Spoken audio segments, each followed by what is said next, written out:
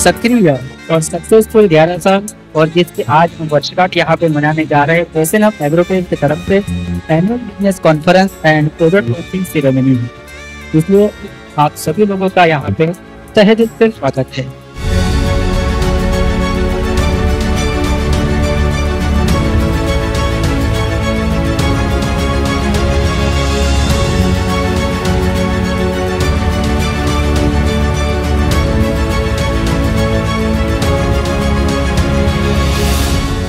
आणि हा आपला अधिकार आहे की आपण स्टेट मिनिस्टर म्हणून इथे आलात, आमच्या शेतकऱ्यांना 2 शब्द मार्गदर्शन जर केलं तर आमचा कार्यक्रम आज सफल झाला असं वाटेल आहे सर। धन्यवाद। SNM एग्रोटेकच्या 11व्या वर्षपूर्तीनिमित्त मी श्री मोहोळ आणि त्यांच्या सर्व टीमला मनापासून शुभेच्छा देतो।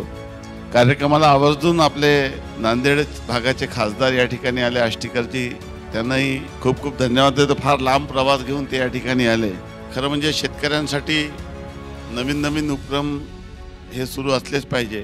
शेतीच्या क्षेत्रामध्ये सातत्याने नवीन कल्पना, नवीन संकल्पना आणि नवीन तंत्रज्ञान, नवीन आपल्या आता भविष्याचा जो आपला युग आहे तो पूर्णपणे विषमुक्त शेतीचा आहे आणि शासन देखील आता ठरवलेलं आहे की या सर्व उपक्रमाला मोठ्या प्रमाणामध्ये राजाश्रय देण्याचा निर्णय देखील सरकारने केलेला आहे।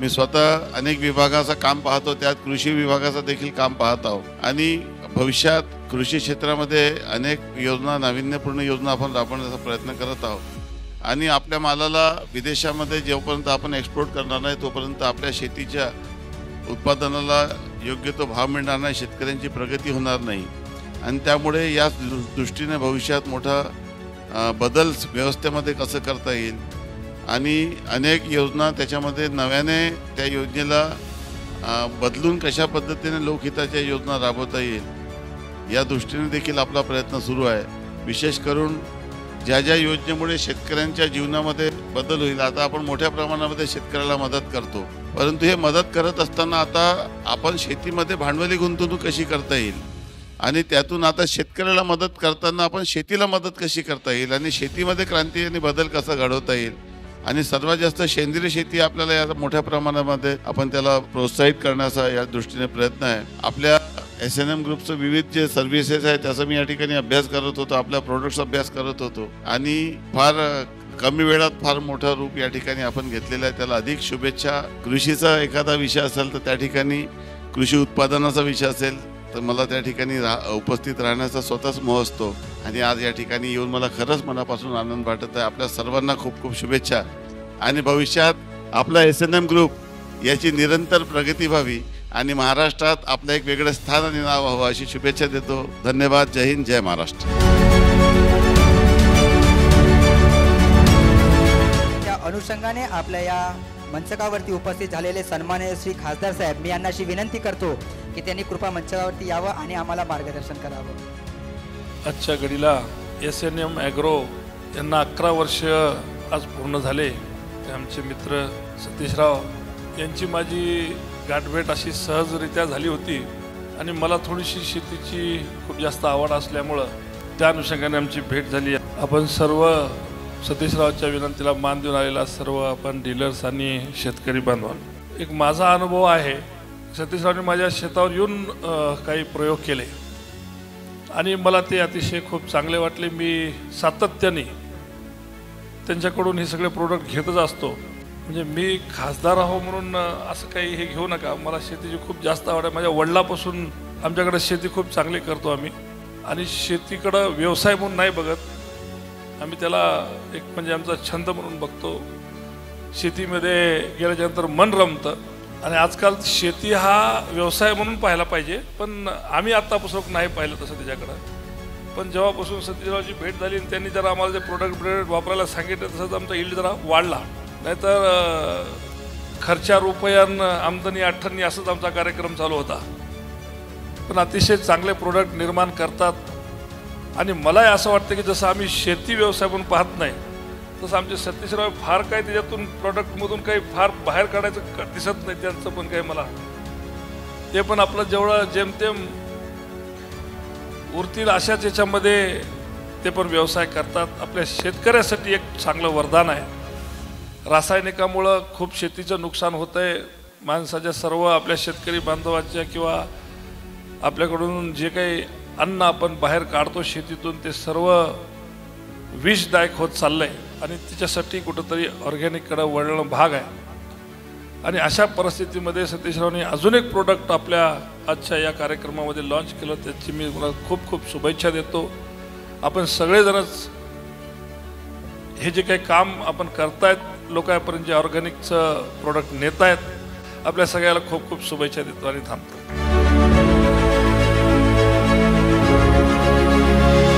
R&D डिपार्टमेंट को जो डील करते हैं हमारे कंपनी के प्रिंसिपल साइंटिस्ट, आपके जोरदार तालियों के साथ में मैं मंच पे उनको इनवाइट करने जा रहा हूँ. So please welcome mister Vinod Dongre sir. सभी लोगों का SNM एग्रोटेक की ओर से स्वागत करते हैं.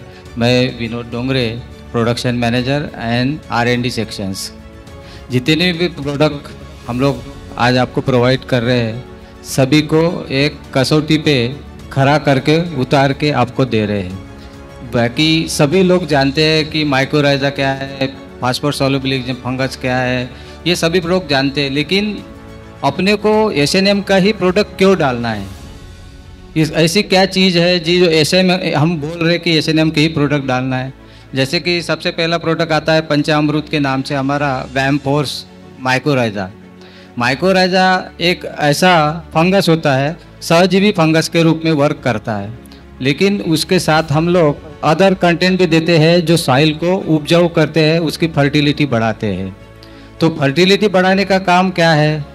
ऐसा नहीं कि अपन यूरिया DAP से भी अपन फसल ले सकते हैं, लेकिन सबसे बड़ा कार्य वर्क होता है ज़मीन को उपजाऊ करना. और ज़मीन को उपजाऊ वही करता है जो जिसमें ज़मीन में जीव होते हैं, ऑर्गेनिज्म होते हैं. तो ये जो ऑर्गेनिज्म है वहाँ जाके डेवलप होने चाहिए, न कि जो उसका काम है वो वर्क करके ख़त्म होने चाहिए.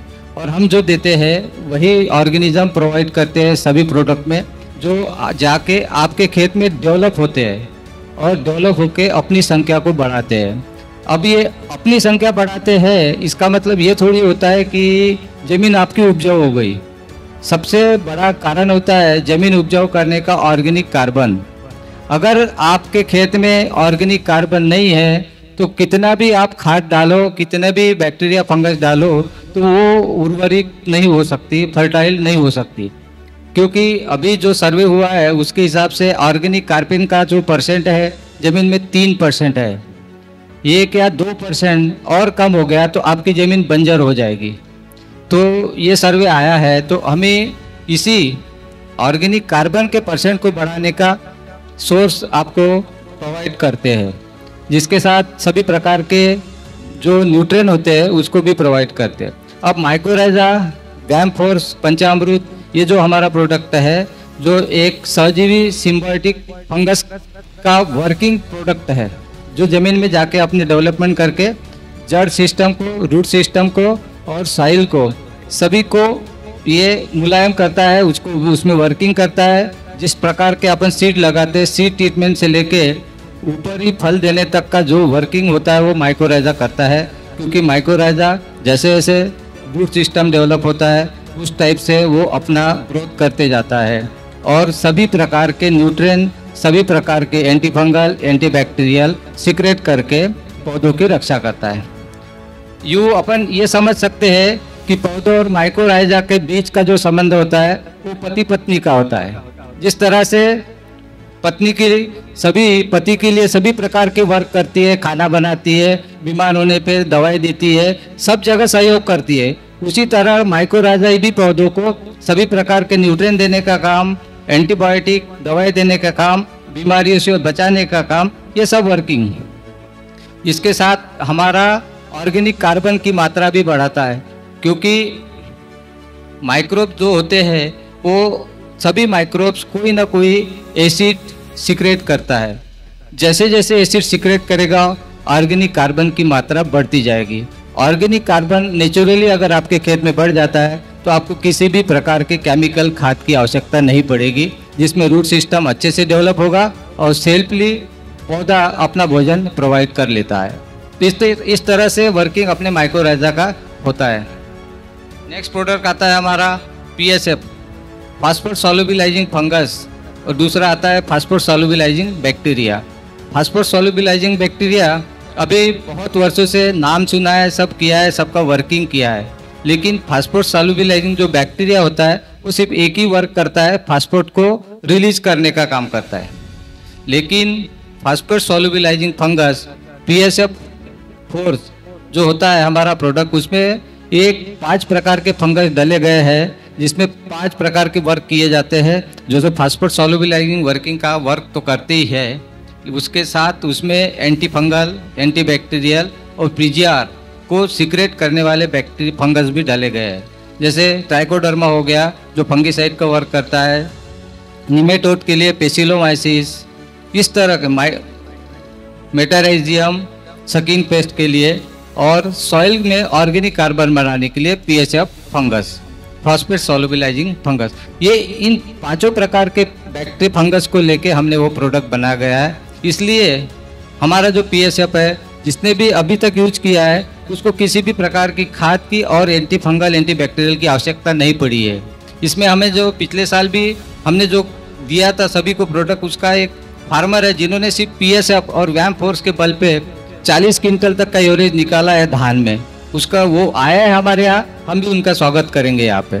तो वो बताएंगे किस तरह से उन्होंने PSF और माइकोराइजा वैम फोर्स का यूज करके बिना केमिकल के ऑर्गेनिक धान का उत्पादन किया है। नेक्स्ट प्रोडक्ट आता है हमारा माइक्रोफोर्स।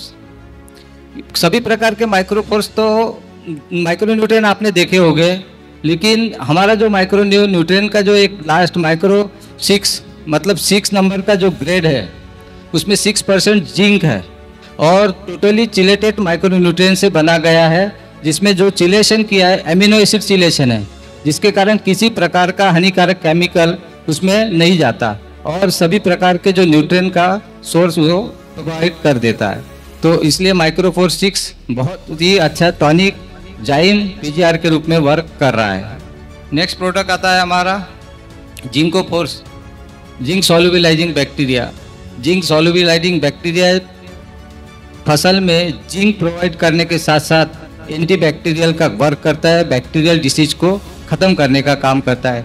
वो अगर सीड ट्रीटमेंट में डालते किसी भी प्रकार का बैक्टीरियल डिसीज नहीं आता, जैसे पौधों का पीला पड़ना, पाउडरी डाउन मिल्यू का आ जाना, न्यूट्रिएंट की कमी होना, ये होता है क्योंकि फास्फोरस सॉल्युबिलाइजिंग फंगस के रूप में हमने इसमें यूज किया है स्यूडोमोनास फ्लोरेसेंस नाम का बैक्टीरिया होता है, जो एक टोटली एक फंगिसाइड एजेंट होता है, जिसके कारण जो 2 वर्क करने का काम जिंक सॉल्युबिलाइजिंग बैक्टीरिया करता है। ये हमारे बहुत से 15 से 20 प्रोडक्ट तो मार्केट में आए हैं और उसके ऊपर भी वर्किंग चल रहा है। अभी आज भी हमने बहुत से 3-4 प्रोडक्ट की लॉन्चिंग की गई है।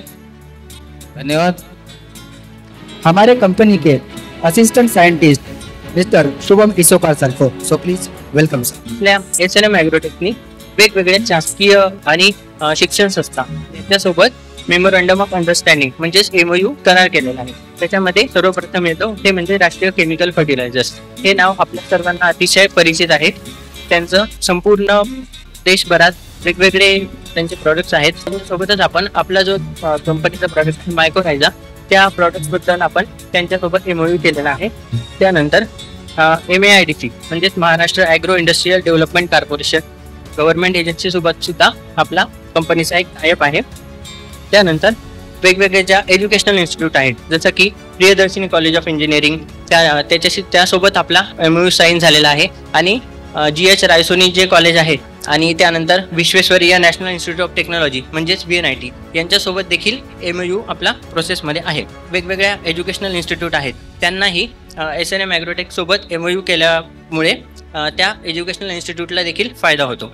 वेगवेगळ्या एज्युकेशनल इन्स्टिट्यूट्स जसं की इंजिनिअरिंग कॉलेजेस झाले, त्याचबरोबर ॲग्रिकल्चरल कॉलेजेस झाले, त्या कॉलेजमधले जे शिकणारे विद्यार्थी असतात आपल्या कंपनीशी असलेल्या MOUमुळे तिथल्या शिकणाऱ्या विद्यार्थ्यांना फायनल इयरच्या विद्यार्थ्यांना आपल्या कंपनीमध्ये येऊन ट्रेनिंग घेण्यासाठी त्यांना एक चान्स भेटतो। जे काही कॉलेजमध्ये शिकवले जाते ते एक अकॅडमिक स्वरूपात किंवा थेरॉटिकल नॉलेज त्या विद्यार्थ्यांना असतं, परंतु प्रॅक्टिकल इंडस्ट्रीमध्ये कसं वर्किंग चालतं किंवा इंडस्ट्रियल एक्सपोजर त्यांना ह्या MOUजमुळे मिळतं। आणि तसेच SNM ॲग्रोटेकला देखील ज्या एज्युकेशनल इन्स्टिट्यूट आहे त्या इन्स्टिट्यूट्समधल्या वेगवेगळ्या प्रोफेसर तिथल्या सायंटिस्ट त्यांच्या नॉलेजचा फायदा होतो. या वेगवेगळ्या सरकारी संस्था आणि शिक्षण संस्था यांच्या मान्यतेमुळे SNM ॲग्रोटेकची उत्पादने अधिक विश्वसनीय आणि दर्जेदार बनतात. त्याचबरोबर शेतकऱ्यांचा विश्वास वाढल्यामुळे डीलर्सना देखील विक्री करणे अतिशय सोपे जाते. त्याचबरोबर मार्केटमध्ये इतर कंपन्यांशी स्पर्धा करत असताना आपल्या हातात एक बळकट ब्रँड व सरकारी पाठिंबा असणारं प्रॉडक्ट आहे ही शेतकऱ्यांना खात्री होते. पुनश्च एकदा सर्वजणांचे आभार व्यक्त करतो की ते आज आपल्या डीलर्स मीटमध्ये आले आणि आपल्या कार्यक्रमाची शोभा वाढवली.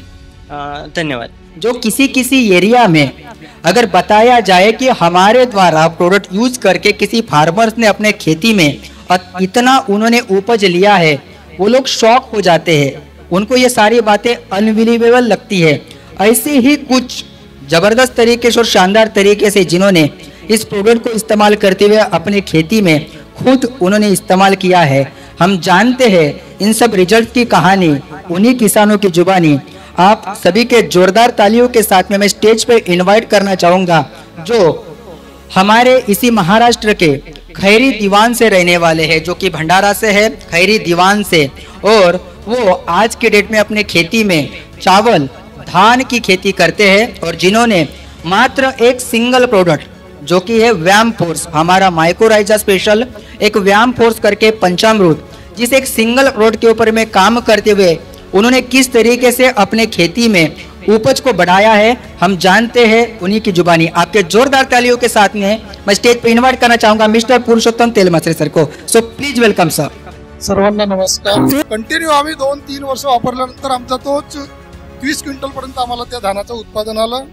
आणि PSF वापरल्यामुळे जो आपण खरीपमध्ये चना वटणा हे जे उत्पादन घेतो तर या चण्यावर सुद्धा बुरशीचा खूप अटॅक होतो आणि मर रोग भरपूर प्रमाणात येते.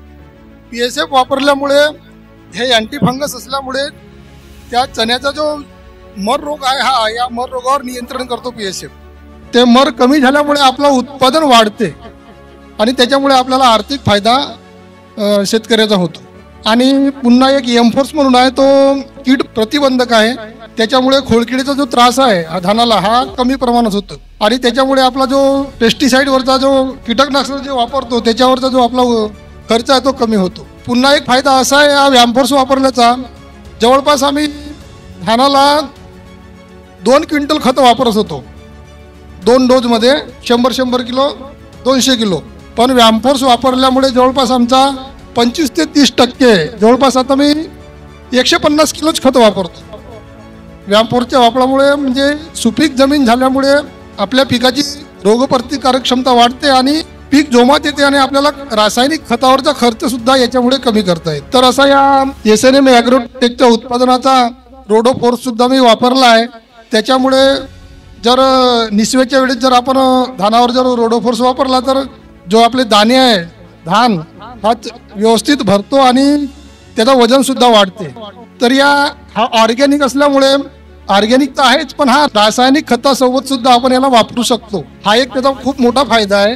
तर मी एवढंच सांगू शकतो शेतकऱ्यांना की SNM ॲग्रोटेकचे जे उत्पादन आहेत खूप चांगले आहेत आणि याच्यामुळे आपलं उत्पादनही वाढते आणि आपल्याला रासायनिक खतावरचा आणि रासायनिक जे कीटकनाशक आहेत त्याच्यावरचा खर्च सुद्धा कमी होतो. तरी सर्व शेतकऱ्यांनी हे उत्पादन वापरून आपला आर्थिक उन्नती करून घ्यावी असं मी सगळ्या शेतकऱ्यांना आवाहन करतो. SNM ॲग्रोटेक कंपनीतर्फे मला इथं बोलण्याची संधी मिळाली आणि माझे 2 शब्द सर्वांनी ऐकून घेतले त्याबद्दल धन्यवाद. मी आता आपले 2 शब्द बंद करतो. सभी लोगों के सामने इनवाइट करने जा रहा हूँ जिनका 16 साल से पत्रकारिता का अनुभव होते हुए भी जो 7 सालों से कृषि पत्रकारिता के ऊपर में जो विशेष तरीके के ऊपर में काम कर रहे हैं, जिनको वसंतराव नाइक क्षेत्र मित्र पुरस्कार भी उनको पुरस्कृत कर चुके. ऐसे हमारे अवार्डी फार्मर्स जिनको आपके जोरदार तालियों के साथ में यहाँ पे इनवाइट करने जा रहा हूँ mister Sunil Charpe sir. So please welcome mister Sunil Charpe sir. सर्व शेतकरी बांधवांना माझा नमस्कार. या कार्यक्रमाला मला निमंत्रित केलं त्याबद्दल मी सतीश भाऊंचे खूप खूप आभार मानतो. आपला संत्रा आणि कापूस उत्पादक शेतकरी म्हणून काम करतो. याला मागील 17-18 वर्षापासून पत्रकारिता करतो आणि वडिलांची इच्छा होती की मी कृषी पत्रकारिता करावी, म्हणून मी गेल्या 7-8 वर्षापासून ॲग्रिकल्चरवर दैनिक लोकमतमध्ये लिहितोय आणि लोकांना शेतकऱ्यांना प्रॉपर माहिती जावी यासाठी मी माझी एक स्वतःची वेबसाईट तयार केलेली आहे, कृषी साधना, ती पण मी चालवतोय. 1990च्या दशकांमध्ये जेव्हा मी शाळेमध्ये होतो तेव्हा शरद जोशींनी आम्हाला एक गोष्ट सांगितली होती की संपूर्ण शेती ही 4F1P मध्ये सामावलेली आहे. आता 4F1P काय? फूड, अन्नधान्य, फॉडर, चारा, फ्युएल म्हणजे आपण त्याला बायोडिझेल म्हणतो किंवा इथेनॉल वगैरे ते, आणि एक आहे फायबर ज्याला आपण कापसाचा धागा किंवा विस्कोस फायबर म्हणजे जे आपला ज्यूट वगैरे असते ते, आणि राहिलेला 1P जो आहे तो म्हणजे फार्मास्युटिकल म्हणजे औषधी. याच्या पलीकडे शेती नाही. पण शेती करताना माझे वडील मला नेहमी सांगायचे, मी जेव्हा मोठा झालो 18 वर्षानंतर, तर बाबा मला नेहमी सांगायचे की सुनील, माती जिवंत तर शेती जिवंत. जर का माती जिवंत राहिली नाही तर शेती जिवंत राहणार नाही, आणि शेती जिवंत जर राहिली नाही तर शेतकरी तर थोडा पण या देशातला कुठलाही घटक जिवंत राहणार नाही. माती ही असायला पाहिजे. मग मातीचं आरोग्य जपणं हे अत्यंत महत्त्वाचं आहे. मातीचं आरोग्य कसं जपायचं? तर मातीचं आरोग्य जपताना तुम्ही किमान 1 वर्षाच्या आड तुम्ही मातीचं परीक्षण करून घ्या. मातीच्या परीक्षणामध्ये मातीमध्ये कुठले घटक अवेलेबल आहे आणि पिकांना कुठले घटक आवश्यक आहे तेवढ्याच घटकांचा तुम्ही विचार करा आणि तेवढेच घटक त्या पिकाला द्या, म्हणजे ते बरं होईल. दुसरी बाब अशी की पाण्याची शुद्धता. पाणी हे शुद्ध असायला पाहिजे. जेव्हा की आपण माती चेक करतो ना तर पाण्याचा pH कधीच चेक करत नाही. अलीकडे काय झालं की पाण्याचा pH हा डिस्टर्ब झालेला आहे. जर का पाणी ॲसिडिक असेल तर ते औषधं प्रमाणाच्या बाहेर, खता प्रमाणाच्या बाहेर हे करतात, इफेक्ट करतात पिकांवर. जर का ते अल्कलाईन pH असेल त्याचा तर तो इफेक्ट कमी होतो, म्हणजे त्याला पुन्हा जास्त दिलं तरी तो इफेक्ट होत नाही, प्लांटला त्याचा फायदा होत नाही. आणि तिसरी बाब जी आहे ती म्हणजे बियाण्यांची गुणवत्ता. तर या 3 बाबीकडे शेतकऱ्यांनी प्रत्येकानं शेती करताना ह्या 3 बाबींकडे प्रामुख्यानं लक्ष द्यावं. शेती करताना ही वैज्ञानिक दृष्टिकोनातून शेती करावी. कारण आपण म्हणतो, कारण मी गेल्या अलीकडच्या काळामध्ये बऱ्याचदा प्रत्येक ठिकाणी हे सांगतो की या देशातला शेतकरी हा अन्नदाता नाही, शेतकरी हा बळीराजा मुळीच नाही, आणि शेतकरी हा जगाचा पोशिंदा तर त्याही पेक्षा नाही. आम्ही शेती करतो, आमची संस्कृती शेती आहे, आम्ही शेती जगतो, शेतीतच मरतो. पण शेती हा एक व्यवसाय आहे. इतर लोक, देशातले जगातले इतर लोक जे त्यांच्या उपजीविकेसाठी ते व्यवसाय करतात त्याच पद्धतीनं शेती हा एक व्यवसाय आहे. म्हणून माझा प्रत्येकाला एक विनंती आहे की शेती करताना शेतीकडे वैज्ञानिक दृष्टिकोनातून पाहावं, आणि आपण जे करतोय हा आपला उद्योग आहे, आपला व्यवसाय आहे, तो आपला धंदा आहे. आणि त्याच्यामध्ये तुम्हाला जे काही कराल तर धंदा करताना आपण काय करतोय की आपल्याला 2 पैसे वाचले पाहिजे. 2 पैसे वाचवण्यासाठी आपण काय करतो की कुठे कुठे आपल्याला कट करता येतं खर्च तेवढा कट करतो. शेतकरी तसा मात्र करत नाही. मी बघितलं आहे, माझ्या घरचे माझा लहान भाऊ आहे, त्याला मी म्हटलं की तू DAP का देतो, त्याच्याजवळ उत्तर नव्हतं. पण DAP का देतो तू, पिकाला गरज आहे का डायअमोनियम फॉस्फेटची, त्याला जर सल्फरची गरज असेल, आता तू अमोनिया आणि फॉस्फरस देऊन करशील का, ते प्लॅन्टला मिळेल का? उत्तर नाही. पण याच्यात काय होतं की समोरच्या माणसाने म्हणजे सतीश भाऊनी शेती करताना जर DAPच्या 4 बॅग वापरल्या असेल आणि त्यांना जर का एकरी 15 क्विंटल कापसाचं उत्पादन झालं असेल तर सुनील सरपंचने असं वाटतं का त्यांनी 4 बॅग वापरल्या ना, मी 6 बॅग वापरतो. पण प्रश्न हा आहे का त्या जमिनीमध्ये ते काय आहे का, आणि काय प्लांटला काय पाहिजे आणि काय नको आहे हे कोणीही विचार करत नाही. कारण प्लांटची फिजिओलॉजी जर आपण लक्षात घेतली तर प्लांटला एका स्टेजला, ज्या स्टेजला जो घटक लागतो तो जर का जमिनीमध्ये अवेलेबल असेल तर तो प्लांट घेईल, जर अवेलेबल नसेल तर तो प्लांट घेणार नाही. आणि प्लांटला तर काही तोंड आहे नाही किंवा तो प्लांट सांगेल का नाही मला आता सल्फर पाहिजे, तुम्ही सल्फर द्या, असं नाही. म्हणून आपल्याला जर आपलं आरोग्य जर खराब झालं किंवा आपल्याला आजार झाला तर डॉक्टर आपल्याला सांगतात की तुम्ही युरिन चेक करा, ब्लड चेक करा, BP चेक करा आणि युरिन टेस्ट करा, BP म्हणजे ब्लड टेस्ट करा. तर ह्या सगळ्या गोष्टी कशासाठी तर आपल्या शरीरामधल्या जे काही घटक कमी आहे का, झाले का, वाढले का, ह्या सगळ्या गोष्टी तपासून पाहण्यासाठी आणि त्याच्यावर योग्य डायग्नोसिस करण्यासाठी हे आवश्यक असतं. म्हणून माझी तुम्हाला ही विनंती आहे की पाण्याचा pH आणि आपण ज्या जमिनीमध्ये जे पीक पेरतो त्या पिकाला नेमकं काय हवं आहे. जर का तुम्ही कॉटन पेरत असाल तर कॉटनला कोणत्या घटकांची गरज आहे, ते घटक आपल्या जमिनीत आहे का. जर का आपण धान पेरत असेल तर धानातल्या का कोणते घटक आवश्यक आहे ते आपल्या घटक जमिनीमध्ये अवेलेबल आहे का. जे घटक अवेलेबल असेल ते घटक खतं आणि पेस्टिसाइड घेताना ते त्यांना सांगायचं, सतीभाऊंना सांगायचं की माझ्या याच्यात सल्फर आहे, मला सल्फर व्यतिरिक्त दुसरं द्या, मला फॉस्फरस पाहिजे, स्पष्ट सांगायचं. आणि या पद्धतीनं प्लांटला जे पाहिजे ते द्यायचं. तर आमचे एक मित्र आहे वीरेंद्र कुमार जोगी, पत्रकारितेमध्येच आहे, त्यांनी माझी एकदा सतीश भाऊंची भेट घालून दिली. सतीश भाऊ म्हणले की आमचे असे प्रॉडक्ट आहे हे ते. मी सतीश भाऊंना म्हटलं की आम्ही कापूस उत्पादक शेतकरी आहो आणि बोंडअळीचा अटॅक खूप येतो. बोंडअळीला काय करायचं, जेव्हा की आता या सगळ्या गोष्टी आहे, पिकं खराब होतात, क्रॉप डॅमेज होतं. तर त्यांनी मला एक प्रॉडक्ट दाखवलं, मला नाव नाही आठवत, पण लिटरली त्यांनी प्रॉडक्ट दाखवल्याच्या नंतर ते प्रॉडक्ट त्यांनी ते म्हटलं लूज नाही आहे का, ते म्हणजे त्यांनी प्रॉडक्ट खोललं आणि खोलल्याच्या नंतर मी म्हटलं खरंच ऑर्गॅनिक आहे का बघा. तर म्हटलं हो. मी ते प्रॉडक्ट उचललं, त्याला बोट घातल्याच्या नंतर ते प्रॉडक्ट मी माझ्या जिभेला लावलं. आई शपथ इतकं झोंबलं ते. आणि मी सतीश भाऊंना म्हटलं सतीश भाऊ याच्यामध्ये मला असं वाटतं की याच्यामध्ये लसूण आहे आणि एवढी जर माझ्या जिभेची जर आग होत असेल तर याच्यामध्ये मिरचीच्या बियांचं तेल आहे. सतीश भाऊ म्हणले हो. आता ते इतकी म्हणजे बराच वेळपर्यंत माझ्या जिभेच्या शेंड्याची आग होत होती, पण माझा pH हा अधिक असल्यामुळं, म्हणजे मी माणूस आहे ना, pH अधिक असल्यामुळे मला त्याचा फोड वगैरे आला नाही. पण नंतर मग मी विचार केला आणि सतीश भाऊने सांगितलं की सतीश भाऊ हे औषध जर का बोंडअळीच्या किंवा इतर कुठल्याही अळीच्या जर शरीरावर पडलं तर तिची स्किन इमिजिएट जळून तिला छिद्र पडेल. माझा दावा आहे याच्यामध्ये. तर यामुळं ह्या सगळ्या गोष्टी याच्यामध्ये ऑर्गॅनिकमध्ये होतात. आता मी तुम्हाला एक थोडं म्हणजे अळींच्या बाबतीत सांगतो, कारण बघा आपले जे म्हणजे सूत्रसंचालन करणारी जी व्यक्ती आहे त्याने ग्रीन रिव्होल्युशन, हरित क्रांतीबद्दल सांगितलं, पेस्टिसाइडबद्दल सांगितलं आहे, कारण प्रत्येकाला एक फिजिओलॉजी असते. आता काय झालं की जगात आपल्या देशात अन्नधान्याचा तुटवडा होता, हे सगळ्या गोष्टी झाल्या, पेस्टिसाइड्स आले, खतं आले, मातीचं आरोग्य कमी झालं, खतांचा वापर वाढला, या सगळ्या गोष्टी झाल्या. पण शेती करताना दोन गोष्टी मला आणखी एक प्रकर्षानं जाणवतात. तर पहिलं तर म्हणजे आसमानी संकट आणि दुसरं सुलतानी संकट.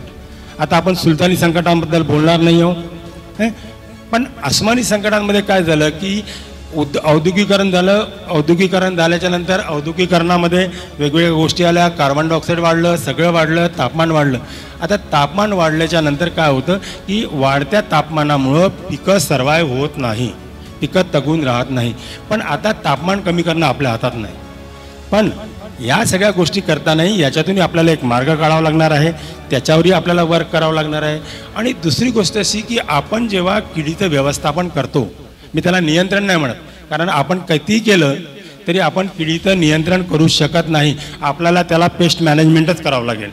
आता पेस्ट मॅनेजमेंट करताना काय झालं की समजा माझ्या म्हणजे उदाहरणादाखल सांगतो की माझ्या शेतामध्ये एक कापसाचं झाड आहे आणि त्या कापसाच्या झाडाला जवळपास 50 बोंडे आल्या आणि 50 बोंड्यांवर जवळपास 100 अळ्या आहे, बोंडळ्या.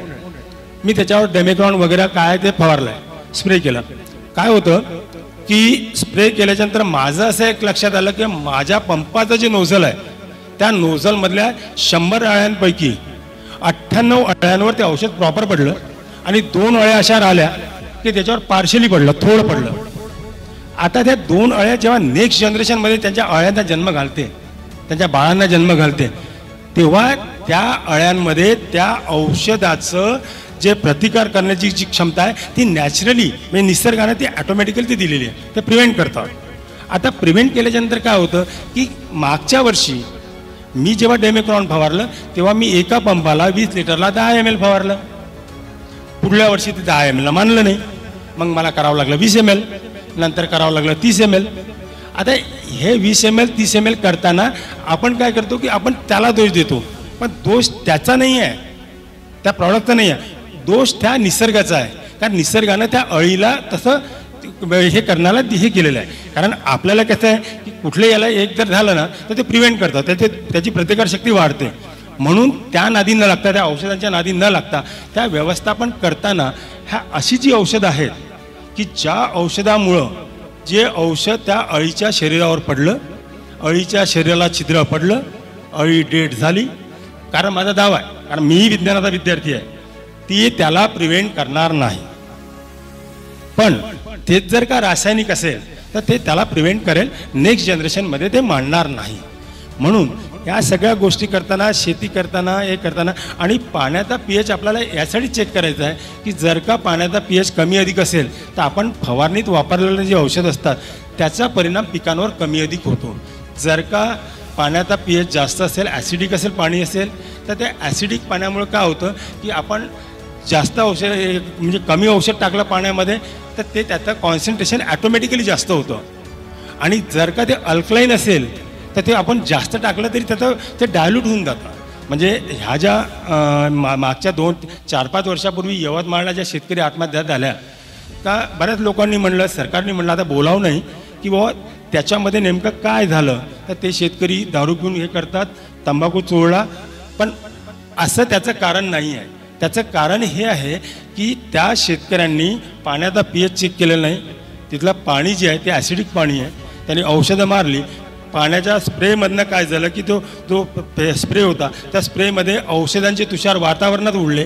वातावरणात उडल्यानंतर तो पंप घेऊन चालून राहिला, त्याच्या अंगाला घाम आला, आणि ते जे स्पोअर आहे म्हणजे जे आपलं काय म्हणतात औषधाचे जे घटक आहे ते त्याच्या शरीरावर बसले, आणि घामातून त्याच्यातून त्याला विषबाधा झाली, आणि विषबाधा होऊन ते मरण पावले. ते एवढे सगळे इफेक्ट जे आहेत ते छोटे छोटे इफेक्ट्स आहेत, याच्याकडे कोणी लक्ष देत नाही. ह्या छोट्या इफेक्टकडे आपण बारकाईने बघायला पाहिजे.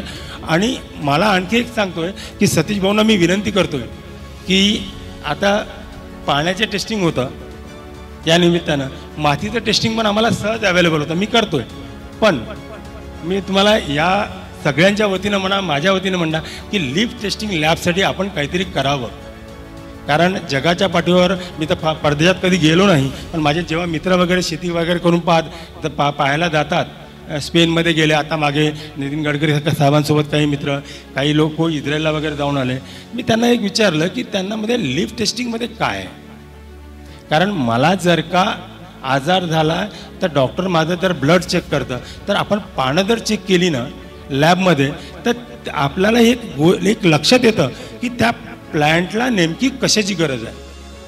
प्लॅन्ट पिवळं पडलं का, त्याला फॉस्फरस लागत असेल, थोडं हे वेगळं झालं का, त्याला बोरॉनची गरज असेल, तर ते प्लॅन्ट इमिजिएट जर लॅबमध्ये जर चेक केलं ना आणि त्यात आपल्याला मिळालं की नाही रे या प्लॅन्टला फॉस्फरसची गरज आहे, आपण तेवढं स्प्रे करू आणि तो प्लॅन्ट सोडून देऊ. तर म्हणून या निमित्तानं माझी तुम्हाला आग्रहाची विनंती आहे, म्हणजे शेतकरी म्हणून विनंती आहे, शेतकऱ्याचा मुलगा म्हणून विनंती आहे की तुम्ही याच्यावर थोडं वर्क करा, कुठलं तरी बघा. कारण कोणी याच्यावर काम करत नाही, पण प्लॅन्ट म्हणजे लिफ टेस्टिंग लॅबसाठी आपण पुढाकार घ्यावा एवढं बोलतो. धन्यवाद.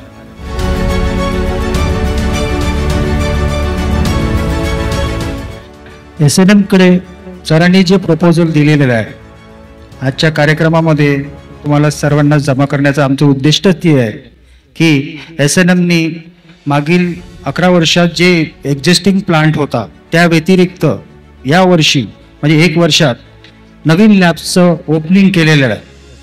ती इथनं लांब असल्यामुळं हा प्रोग्राम इथं घेतो आहे आम्ही हॉटेलमध्ये. ॲक्च्युली आम्ही जे मी स्वतः एक रिसर्च फेलो आहे, आता VNITचा PhDचा स्टुडंट आहे मी. तर आमच्या डोक्यात ही कल्पना आली की जे शेतकरी आहे ते मातीचं परीक्षण करताय, आता काही आधुनिक शेतकरी पाण्याचं पण परीक्षण करताय. तर या दोन्ही मशीन्स आम्ही आमच्या एक नवीन लॅबमध्ये केलेल्या आहे पण जे तुम्ही म्हणताय पानाचं टेस्टिंग आणि झाडाच्या डिफिशियन्सीज, जे आपले न्यूट्रिएंट डिफिशियन्सीज म्हणतो आपण प्लांटच्या, त्या शोधून काढायसाठी त्या मशिनरीचा काही फॉरेन कंट्रीमध्ये ते झालेलं आहे आणि आम्ही पण त्याच्यावर संशोधन चालू केलं आहे. पण त्या मशिनरी खूप महागड्या असल्यामुळं आम्ही त्यापर्यंत आजपर्यंत आमच्या स्वतः नाही करू शकलो. त्याचमुळे आमच्या जे यांनी म्हणजे सायंटिस्टनी सांगितलं की सरांनी येत्या 1 वर्षामध्ये 5 संस्थांसोबत MOU साईन केलेले आहे. त्यामधली एक सर्वात मोठी भारतातली संस्था जी आहे ती VNIT आहे, विश्वेश्वरय्या इन्स्टिट्यूट. तर विश्वेश्वरय्या इन्स्टिट्यूटसोबत त्यांचं केमिकल आणि आमची बायोटेक्नॉलॉजी असं मिळून आम्ही JV करतोय. JV म्हणजे MOU साईन करतोय. त्या MOU मध्ये असं आहे की फॉरेनची जी टेक्नॉलॉजी आहे ती आपल्याला इंडियात आणायची आहे. इंडियात आणायची म्हणजे काय, जे एक्झॅक्ट प्लांटला किंवा शेतकऱ्यांना कुठं अडत आहे, जे पेस्टिसाईडचा एक्सेस वापर काय करताय, त्यांना माहिती नाही डिफिशियन्सी किंवा प्लांटचा डिजीज काय आहे. जसं आपण CT स्कॅन करतो, आपण इंडोस्कॉपीज करतो, बाकीच्या टेक्नॉलॉजी करतो, तसं आम्ही प्लांट्सचं बाय टेक्नॉलॉजी आणि कॉम्प्युटराइज ते आणि ऑनलाईन तुम्हाला त्याचे रिपोर्ट्स पण मिळणार. हे टेक्नॉलॉजीसाठी आम्ही VNIT सोबत MOU साईन करतोय. त्यामध्ये त्यांचे सायंटिस्ट आणि आमचे सायंटिस्ट सोबत मिळून काम करणार. आमचे प्रोजेक्ट ते करणार, त्यांचे प्रोजेक्ट आम्हीच करणार. प्रॅक्टिकली आम्ही करणार, थिअरॉटिकली ते करणार, असं त्या MOU मध्ये आमचं ठरलेलं आहे. तरी आपले जे डीलर्स लोक आहे आणि शेतकरी बंधू आहेत त्यासाठी आम्ही हे सर्व रिसर्च करतोय. याच्यासाठी करतोय की जे प्रोडक्ट आम्ही तुम्हाला देणार आहे ते आम्ही आधी त्याचे ट्रायल्स, डाटा हे सर्व केल्यानंतरच शेतकऱ्यांना देणार. त्याच्या युनिव्हर्सिटीचं सुद्धा आम्ही टाईप केलेलं आहे. ॲग्रिकल्चर युनिव्हर्सिटी सुद्धा रायसोनी ग्रुप जे सायखेडा ॲग्रिकल्चर कॉलेज आहे त्यांच्यासाठी सोबत आणि रिसर्चसाठी टेक्नॉलॉजीसाठी MOU साईन केलेला आहे. त्यांचे पण सायंटिस्ट आमच्या कंपनीला येणार, आमचे प्रोजेक्ट घेणार, आमच्या शेतकऱ्यांचे प्रोजेक्ट घेणार, ते त्यांच्या रिसर्च लॅबमध्ये करणार. त्यांचा प्रॅक्टिकल आम्ही करणार, प्रोडक्ट ऑथराईज करणार, त्याचा रिझल्ट करणार, डाटा बनवणार, तो गव्हर्नमेंटला देणार, त्यानंतर तुम्हाला देणार प्रोडक्ट. इतके अश्युअर्ड प्रोडक्ट बनवण्याची शाश्वती SNM मी तुमच्या या मंचावर देते आहे. कारण मी स्वतः काही वर्ष रिसर्चमध्ये होतो, बाय प्रोफेशन म्हणजे नोकरी करत होतो. बाकी कंपन्या, मल्टीनॅशनल कंपन्याला केलं, 13 वर्ष केल्यानंतर तिथे हे टेक्निक होती की तुम्ही जो डाटा बनवताय. फॉर एक्झाम्पल मी सिप्ला फार्मास्युटिकलला क्वालिटी अश्युरन्स ऑफिसर होतो, नंतर R&Dला गेलो. तिथे काय करायचो आम्ही, जसं अमेरिकेचा एखादा प्रोजेक्ट आहे आणि तो जर समजा प्रोडक्ट आम्हाला द्यायचा आहे, कार्डिओलॉजीवर द्यायचा आहे, अस्थमाचा प्रोडक्ट द्यायचा आहे, त्याला काय करायला लागत होतं, आम्हाला R&Dचा रिसर्च करावा लागत होतो. तो डाटा पूर्ण त्याचा 1 वर्षाचा ट्रायल्स घ्यावा लागत होता, पायलट बॅच बनवावं लागत होती. त्यानंतर तो गव्हर्नमेंटला सबमिट करावा लागत होता. गव्हर्नमेंटने अश्युर केल्यानंतर त्याचा प्रॅक्टिकली लोकांवर, जसं कोरोनामध्ये आपण हे घेतलेलं होतं, टेस्ट घेतलेल्या होत्या, त्या टेस्ट घ्याव्या लागत होत्या. हे झालं ह्युमन बॉडीचं. मला असं वाटतं की जी प्लांट आहे ते ह्युमन बॉडी सेम आहे असं मला वाटतं. कारण की ऑक्सिजन घेते, कार्बन डायऑक्साईड ऑक्सिजन सोडते, ते रेस्टिरेशन ते पण करते. तर आम्ही ते काय केलं आहे की तेच टेक्नॉलॉजी, ह्युमन बॉडीची टेक्नॉलॉजी प्लांटमध्ये आणलेली आहे. आणि माझा PhDचा रिसर्चचा सब्जेक्टच तो आहे की bio organic technology, nano technology with technical data. हा माझा रिसर्च PhDचा विषय आहे. त्यामध्ये मी PhD करत असताना VNITने म्हटलं की आपण 3 ते 4 सरकारी संस्था तुमच्या या प्रोजेक्टमध्ये घेऊया आणि त्याचा रिसर्च करून मग त्यामध्ये तुम्हाला PhD देण्यात येईल, असं माझं त्याच्यामधून त्यांनी मला PhDसाठी बोलवलं. यामध्ये नुसतं महाराष्ट्र गव्हर्नमेंटच नाही तर मेघालय जे 7 7 स्टार्स राज्य आहे ऑर्गॅनिक डिक्लेअर झालेले, ते सुद्धा याच्यामध्ये इन्व्हॉल्व आहे. ते सुद्धा आम्हाला डाटा देत आहे, ते सुद्धा ट्रायल. कारण हे जे ट्रायल्स बनणार आहे हे ग्लोबली बनणार आहे. आज महाराष्ट्राच्या वेदरमध्ये जर मी आज डाटा तयार केला तर काश्मीरचं वेदर वेगळं आहे, राजस्थानचं वेदर वेगळं आहे, मेघालयचं वेदर वेगळं आहे, आसामचं वेगळं आहे. तर हा डाटा ॲट अ टाइम भारताच्या सर्व राज्यामध्ये सर्क्युलेट होतो बाय रिसर्च इन्स्टिट्यूट. जे इथे होत आहे ते ऑल इंडिया सर्क्युलेट होत आहे. आणि आता तर आमचा हाही प्रयत्न आहे की तो फॉरेनला सुद्धा देणार आहे, पण इंडियन गव्हर्नमेंटने ऑथेंटिक केल्यानंतर. तर आम्ही त्याच्या 1 स्टेप पुढे तुम्हाला सर्व देणार आहोत. हा सर्व डाटा रिसर्च SNM ॲग्रोटेकच्या रिसर्च लॅबमध्ये जे की कळमेश्वर जिंदल स्टीलच्या अपोजिटमध्ये यावर्षी चालू झाले, तिथे होत आहे. VNITमध्ये होत आहे. त्यावरती आमचे पेपरही पब्लिश झाले, ऑथेंटिक झाले. अमेरिकन इन्स्टिट्यूट ऑफ केमिकल इंजिनिअरिंगनी ऑथोराईज केले त्या पेपरला की डाटा इज राईट. हा डाटा सर्व आम्ही क्रोमॅटोग्राफी, GS, CG या मशीन्सद्वारे त्याचे ग्राफ काढून टेक्निकल डाटा तयार करून हा सर्व करतोय, शेतकऱ्यांसाठी करतोय. याच्यात कुठेही आम्हाला पैसा कमवासाठी म्हणून नाही आहे. कारण आम्ही जे शेतकऱ्यांचे प्रॉब्लेम आहे तो इतका लाखो करोडो रुपये खर्च करून करू शकत नाही, पण गव्हर्नमेंटकडे ते फंड आहे, प्रोव्हिजन आहे. आज VNIT करोडो रुपये फंड पडलेला आहे सेंट्रल गव्हर्नमेंटचा, तोच फंड आम्ही युटिलाइज करतोय. त्यांनाही रिसर्चचे सर्व रिपोर्ट्स मिळते आहे. तर हे सर्व टेक्नॉलॉजी आम्ही इंडियन गव्हर्नमेंटला देणार आहे. रिसर्च आम्ही करणार आहे, देणार गव्हर्नमेंटला, कारण इंडियन गव्हर्नमेंटसाठी करतोय. आणि अल्टिमेटली या सर्व गोष्टींचा फायदा आमच्याबरोबर सर्वांना होणार आहे, शेतकऱ्यांना होणार आहे. म्हणून शेतकऱ्यांसाठी या सर्व टेक्नॉलॉजी आम्ही या वर्षापासून सर्व अडॉप्ट केलेल्या देणार आहे. आणि त्याच्यासाठी आम्ही महाराष्ट्रावर मी गेल्या 1 वर्षापासून सध्या महाराष्ट्रामध्ये पूर्ण माझं रिसर्च झालेला आहे. वेगवेगळ्या फील्डमध्ये त्याच्यावरती ट्रायल्स घेतलेले आहे. आपल्यामध्ये असे ट्रायल्स झालेले खूप ठिकाणचे लोक जमलेले आहे. मी त्यांना मंचावर बोलवणारच आहे, त्यांची ओळख पण करून देणार आहे. आणि ते लोक स्वतः शेतीमध्ये त्यांनी उत्कृष्ट काम केलं आहे महाराष्ट्रामध्ये. जसे की दिलीप फुके साहेब जे अकोल्याहून आलेले आहे, त्यांनी त्यांच्या गावामध्ये मागील वर्षी आमची टीम गेलेली ती SNMची, सोबत MARDC महाराष्ट्र कृषी उद्योगची टीम होती.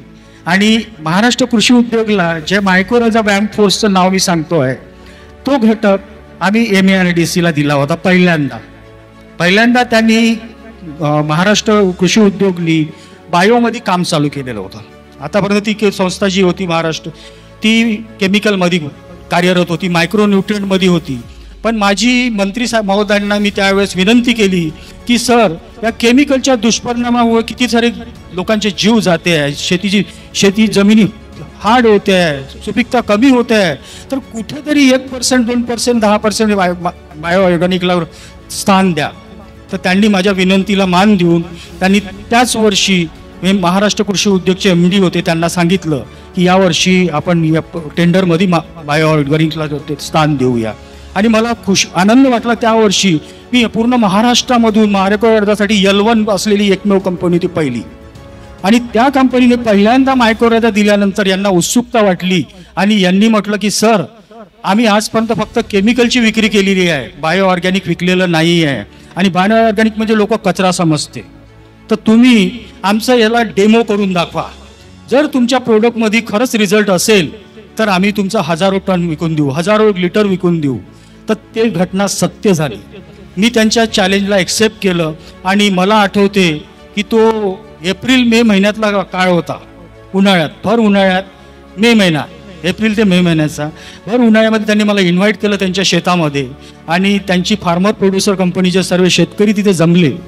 आणि त्यांनी उन्हाळ्यामध्ये त्यांची सीड कंपनी आहे, तिथे सीड ट्रीटमेंट केलं आपल्या मायक्रोराजाचं. आणि त्या शेतकऱ्यांना, त्यांना 1000 शेतकऱ्यांना सांगितलं की आपल्याला यावर्षी मायक्रोराजाचंच बी टाकायचं आहे, काय फरक पडते ते बघूया. त्यांनी खूप चॅलेंजिंग जॉब घेतला. त्यांनी म्हटलं की पहिलं 1 एकर माझं, जे काही नुकसान होईल फायदा होईल तो माझा, बघून घेऊ. साहेब म्हणे MARDC रिजनल हेड बसलेले होते, मोहोळ साहेब, या माणसाने चॅलेंज तर घेतलं पण रिझल्ट नाही आला तर आमचं पूर्ण महाराष्ट्र गव्हर्नमेंट खरं हे होऊन जाईल म्हणे, हालून जाईल म्हणे या माणसामुळं. कारण त्यांना गडकरी साहेबांनी पुरस्कार दिला आहे, मंत्री CM साहेबांनी पुरस्कार दिला आहे, अख्ख्या महाराष्ट्रात ते PKVचे सदस्य आहे म्हणे. म्हटलं साहेब, ते PKVचे आहे, टेक्निकल आहे आणि आदर्श शेतकरी आहे आणि स्वतः मेहनती आहे, म्हणूनच त्यांच्याकडे करून राहिलो. म्हटलं आपण प्रॅक्टिकल, तुम्ही काही घाबरा नको म्हटलं, 100% त्यांना रिझल्ट येईल म्हटलं. तर त्यांनी विश्वास केला माझ्यावरती. मी भर उन्हाळ्यामध्ये आम्ही प्रॅक्टिकल करून तिथे सीड ट्रीटमेंट करून त्यांनी सोयाबीन लावली. त्या वर्षी सोयाबीनचा काळ खूप खराब होता त्या वर्षीचा, एकदम खराब. पण त्यांची शेती त्या गावामध्ये सर्वात उत्तम शेती होती. लोक येऊन बघायचे की शेती इतकी सोयाबीन वाढली कशी. आणि त्यांची सोयाबीन नंतर आम्ही दिवाळीनंतर त्यांना विचारला, म्हणजे त्यांनी बोलवलं मला, आम्ही सर्व टीम पुन्हा गेलो की काय फायदा आहे, काय रिझल्ट आहे. त्यांनी शेत दाखवलं की साहेब म्हणे हे शेत आता सौंगाला आलाय पण वाळून नाही राहिलं म्हणे, पिवळं नाही पडून राहिलं म्हणे. का 110 दिवस 100 दिवस झालेले होते, 110 दिवसाचं पीक होतं. मला वाटतं आम्ही 101 दिवशी गेलो होतो. तुम्ही म्हणे 10 दिवसांनी कापाची आहे साहेब, पण अजूनही फुलंही आहे, शेंगाई आणि झाडे हिरवच आहे म्हणे. मी म्हटलं ठीक आहे साहेब, चांगली गोष्ट आहे, आनंदाची गोष्ट आहे. तर नाही साहेब म्हणे मी 120 दिवस ठेवतो यावेळेस. त्यांनी 120 दिवस ठेवलं आणि त्यानंतर त्यांनी जे उत्पन्न काढलं, त्यांनी मला खरं उत्पन्न सांगितलं की साहेब मला 18 ते 20 क्विंटल सोयाबीन निघलं म्हणे. आणि त्या वर्षी मी शेतकऱ्यांनी 6 क्विंटल 8 क्विंटल 10 क्विंटल हे मॅक्झिमम महाराष्ट्राचा रेट ॲव्हरेज रेट होता आणि त्यांनी जो विश्वास केला SNM वरती डबल उत्पन्न झालं साहेब आणि केमिकलचा खर्चही कमी केला त्यांचा आणि जमीनही चांगली झाली. त्या वर्षीनंतर 2 वर्ष त्यांनी सतत मायक्रोराजा टाकलाय, त्यांची शेती जमीन चांगली आहे. तुमच्या समोर त्यांचा अनुभव मी त्यांना शेअर करायला लावेल. तर SNMचं उद्दिष्ट ते आहे की जर त्या ज्या प्रोडक्टमध्ये फायदा असेल, तुम्हाला उत्पन्न येत असेल, रिझल्ट येत असेल, जमीन चांगली येत असेल तरच वापरा. आम्ही थोपवून मार्केटिंग करत नाही. मी तर माझी कंपनीची जी स्थापना झाली होती तेव्हा मी मार्केटिंग हा विषयच नव्हता, कारण मी एक R&D वाला माणूस, मला मार्केटिंग येत नाही. मी बनवायचो आणि या मोठ्या मोठ्या कंपन्या आहे त्यांना बनवून देऊन द्यायचं, ते पॅकिंग करायचे आणि विकायचे. आणि आजही माझा मेन बिझनेस तोच आहे. आजही माझा मेन बिझनेस तोच आहे. MARDC नंतर तोच मायक्रोराजा माझ्यावर RCF विश्वास केला पूर्ण महाराष्ट्रासाठी. महाराष्ट्रामध्ये मी RCF सोबत MOU साईन केला आणि RCFनी म्हणजे त्यांनी केमिकलमध्ये तर किंग नवरत्न कंपनीपैकी एक, पण त्यांनी तेच म्हटलं की साहेब आम्ही केमिकलचे किंग आहोत पण बायो ऑर्गॅनिकची गॅरंटी घेत नाही तुमच्या. आणि त्यातही त्यात महाराष्ट्रात सर्वात महाग मायक्रोराजा जर कोणाचा असेल तो SNMचा आहे. सर्वात महाग मायक्रोराजा SNMचा आहे. तर म्हणजे हा कोण घेईल? म्हटलं साहेब शेतकऱ्यांपर्यंत एक पाकिट तर जाऊन पाहू, रिझल्ट आला की मला आज सांगण्यात आनंद वाटतो की महाराष्ट्रामध्ये जो शेतकऱ्यांनी प्रतिसाद दिला आणि गव्हर्नमेंट एजन्सीनी जो आमच्यावर विश्वास ठेवला, शेतकऱ्यांनी जो विश्वास ठेवला, त्यामुळेच आम्ही यापर्यंत पोहोचू शकलो आहे. आणि त्यांना जे खरंच रिझल्ट आले, रिझल्ट महाग याच्यासाठी आहे की त्याच्यामध्ये ते तशा टाईपचे तत्व टाकलेले आहे, टेक्नॉलॉजी दिलेली आहे, त्याच्यामुळे त्याची कॉस्ट वाढली. पण कुठेतरी आम्हालाही वाटते की शेतकऱ्यांचं हे नको व्हायला. आम्ही काय केलं आहे, त्याचे डोजेस पण कमी ठेवले, त्यामुळे शेतीचा खर्च वाढत नाही आणि केमिकलचा खर्च काही दिवसानंतर थोडा कमी होतो.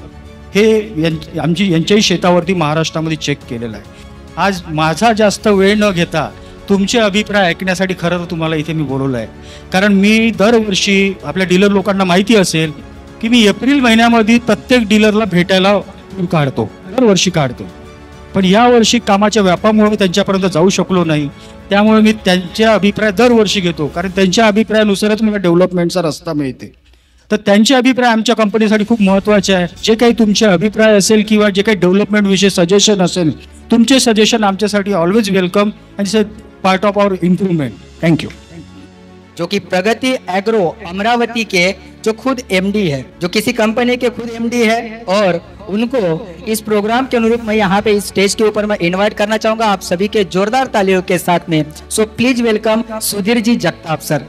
SNM ॲग्रोटेक या कंपनीद्वारा आयोजित डीलर्स मीट आणि शेतकऱ्यांच्या या मेळाव्यामध्ये मित्रो, माझी स्वतःची कंपनी अमरावतीला प्रगती ॲग्रो एंटरप्राइजेस प्रायव्हेट लिमिटेड, आणि मी 50 वर्षापासून या फील्डमध्ये.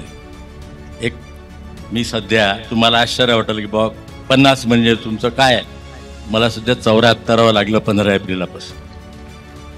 आणि 1975 पासून मी या फील्डमध्ये कार्य, MSc ॲग्रिकल्चर मी 1972 मध्ये झालो अकोल्यावरून, आणि कुठलीही सरकारी नोकरी न करता 1975 पासून या फील्डमध्ये कार्यरत आहे. 1998 मध्ये आम्ही ॲग्रिकॉस 4-5 लोकांनी कंपनी स्थापन केली अमरावतीला आणि या क्षेत्रात काम करतो आहोत. आम्ही सुरुवातीपासूनच पेस्टिसाइडचा सगळा जो अनुभव लक्षात घेऊन केमिकल पेस्टिसाइड्स न विकता आम्ही प्लांट न्यूट्रिशनवर काम करतो. प्लांट न्यूट्रिशन आणि प्लांट प्रोटेक्शन ह्या 2 गोष्टी असतात. आम्ही प्लांट न्यूट्रिशनमध्ये काम करतो आणि त्याच्यातही 2005 पासून, 1998 मध्ये माझी कंपनी, 2005 पासून आम्ही बायोलॉजिकल्समध्ये काम करतो. ज्या वेळेला लोकांचा विश्वास बसत नाही की बायोलॉजिकल काय काम करेल, लोकांची, आमच्या शेतकऱ्यांची अशी अपेक्षा असते की आज तूप खाल्लं का उद्या रूप आलं पाहिजे, अळ्या इकडून स्प्रे मारला का पटपट पटपट अळ्या व्यस्त आल्या पाहिजे.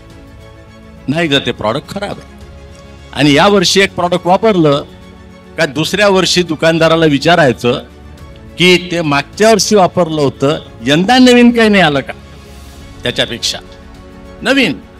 आणि मग तो म्हणते की साहेब हे आलं नवीन, पण जरा 4-1 रुपये लिटरचा आहे, काय हरकत नाही, पाव लिटर देऊनच टाका म्हणते, मारतोच म्हणते. अशी मानसिकता आमच्या मंडळीची आहे की शेतीचं जे उत्पादन आहे याच्यावर परिणाम करणारे जे प्रमुख घटक असतात त्यातलं पहिलं घटक आहे जमीन. जमीन आणि जमिनीची हेल्थ, तिची सुपीकता. ती सुपीकता असते ती रासायनिक सुपीकता, भौतिक सुपीकता आणि जैविक सुपीकता, 3 गोष्टी असतात सुपीकता म्हणजे. त्या जमिनीची भौतिक सुपीकता, तिचा पोत कसा आहे, तिचं स्ट्रक्चर कसं आहे, तिचं टेक्स्चर कसं आहे. दुसरा मुद्दा असतो त्या जमिनीची केमिकल, जे सॉइल अनालिसिस केल्यानंतर जे रिपोर्ट्स तुम्हाला येतात, काय कंटेंट आहे, म्हणजे कंटेंट म्हणजे पिकाला काय लागतं. जसं ब्लडचं जर तुम्ही CBC केलं की हिमोग्लोबिन किती आहे, काय किती आहे, असं जो तुम्हाला मिळतो रिपोर्ट, तसं केमिकल अनालिसिस जमिनीचं केलं तर त्याच्यामध्ये सुद्धा हे रिपोर्ट सगळे मिळतात. आणि दुसरी आहे जैविक सुपीकता, बॉयोलॉजिकल फर्टिलिटी, त्याच्यामध्ये मायक्रोबची संख्या किती. या 3 सुपीकता महत्वाच्या आहे जमिनीच्या. दुसरा टप्पा असतो पिकावरचा महत्वाचा घटक, तो म्हणजे हवामान. त्या वर्षातलं हवामान कसं आहे, हवामान हा भयंकर महत्वाचा फॅक्टर आहे. जमीन जशी आहे तशी कसावी लागते, तिची सुपीकता टिकवावी लागते. हवामान जसं आहे तसं ऍक्सेप्ट करावं लागतं. तिसरा मुद्दा येतो की तुम्ही चरपेनी जे बोललो त्या पिकातले अनुवांशिक गुण हे पिकाच्या उत्पादनावर मोठा परिणाम करतात. त्याला म्हणतो आम्ही genetic potential in that crop. त्या पिकाची जात कोणती, त्या बियाणाची क्षमता काय, उत्पादन क्षमता, याचा मोठा परिणाम उत्पादनावर होत असतो. हा एक महत्वाचा घटक आहे. आणि त्याच्यानंतर शेवटचा महत्वाचा घटक आहे व्यवस्थापन, मॅनेजमेंट. सॉइल, त्यानंतर हवामान, त्यानंतर तुमची हे ज्या गोष्टी आहे, आणि हा जो महत्वाचा जो घटक सांगितला मी मॅनेजमेंट. या मॅनेजमेंटच्या बाबतीत मात्र ही आपल्या हातात असून सुद्धा बऱ्याचदा त्याच्याकडे मात्र चर्चा होत नाही. आम्ही बाकीच्याच गोष्टीची खूप चर्चा करतो, हवामानाची करतो, बाकीच्या गोष्टीची करतो. या मॅनेजमेंटमध्ये 4-5 गोष्टी ज्या आहे ती आहे सॉइल मॅनेजमेंट. जमिनीचं व्यवस्थापनामध्ये आमची मंडळी बरीचशी तज्ज्ञ आहे, जरा अनुभवानं चांगल्या गोष्टी शिकले, आणि कुठल्या जमिनीचं व्यवस्थापन कसं करावं, कोण्या पिकासाठी काय केलं पाहिजे. कपाशी असेल तर डीप रूटेड क्रॉप आहे, त्याला जरा खोलवाही केली पाहिजे. धानवाले काही शेतकरी बसले, शॅलो रोटेड क्रॉप आहे, त्याला रोटावेटर मारलं तरी चालते. हे सॉइल मॅनेजमेंट. त्यानंतर असते महत्वाचा मुद्दा आहे मॅनेजमेंटमधला, त्या पिकाचं अन्नद्रव्य व्यवस्थापन. त्याला म्हणतात इंटिग्रेटेड न्यूट्रिएंट मॅनेजमेंट. हा अतिशय महत्वाचा मुद्दा. तिसरा मुद्दा असतो त्याचं पीक संरक्षण, ते म्हणजे प्लॅन्ट तुमचं प्रोटेक्शन, पिकाचं पीक संरक्षण कीड आणि रोगापासून. चौथं असतं पाणी व्यवस्थापन, इरिगेशन वॉटर मॅनेजमेंट. आणि त्याच्यानंतरचा मुद्दा असतो मार्केट मॅनेजमेंट. या व्यवस्थापनाच्या गोष्टीवरती अतिशय महत्वाचा मुद्दा आहे हा, की आपलं पिकाचं उत्पादन अवलंबून असतं.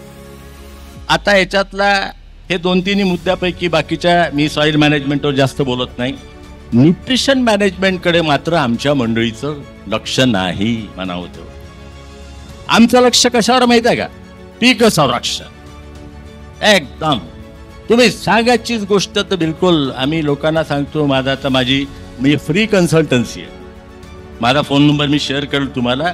सतत लोकांना विनामूल्य सल्ला देत असतो. लोकांनी मला सांगितलं तुम्ही पैसे घेत जा, म्हटलं बिलकुल नाही, हे मी मिशन म्हणून काम करतो.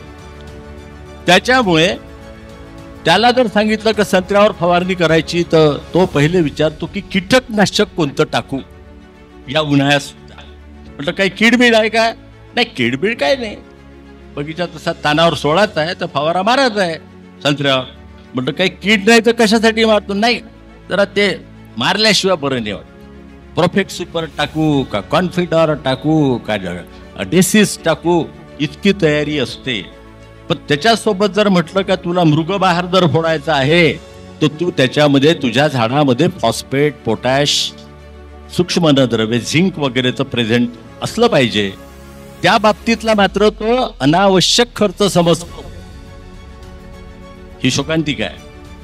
म्हणजे मी त्याला मग शेवटी विचारतो का रे बाबा, आता मी आज आलो इकडे आलो तर तू सकाळी उठलो तब्येत बरी आहे आता, सकाळी येतो तर नाश्ता करून येतो काय अँटीबायोटिकची कॅप्सूल घेऊन येतो रे बाबा, नाश्ता करून. मग तुला तर न्यूट्रिशन पाहिजे, तसं पिकाला न्यूट्रिशन पाहिजे. सजीव आहे ना ते, तू जसा सजीव आहे तसं पीक सजीव आहे, वनस्पती. त्याच्या बाबतीत मात्र आमचे लोक अतिशय कानाडोळा करतात, लक्ष देत नाही.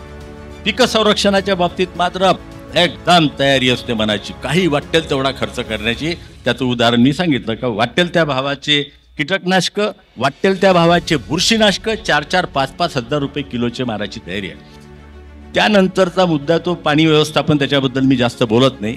पीक संरक्षण किंवा मातीची सुपीकता जपण्याकरता पूर्वी आम्ही RCFचे मित्र आहेत बसलेले, त्याच्या बाबतीत न्यूट्रिशनमध्ये ह्या गोष्टी महत्त्वाच्या आहे. लोकांना अजूनही अनेक शेतकऱ्यांना त्यांना मी विचारतो का हो तुम्हाला जसं जेवण पाहिजे आणि जेवणामध्ये तुम्ही प्रोटीन्स घेता, कार्बोहायड्रेट घेता, फॅट्स घेता, व्हिटॅमिन्स घेता, मिनरल्स खाता, तसं पिकातही आहे की नाही? काही काय आहे, काय पिकाला काय पाहिजे?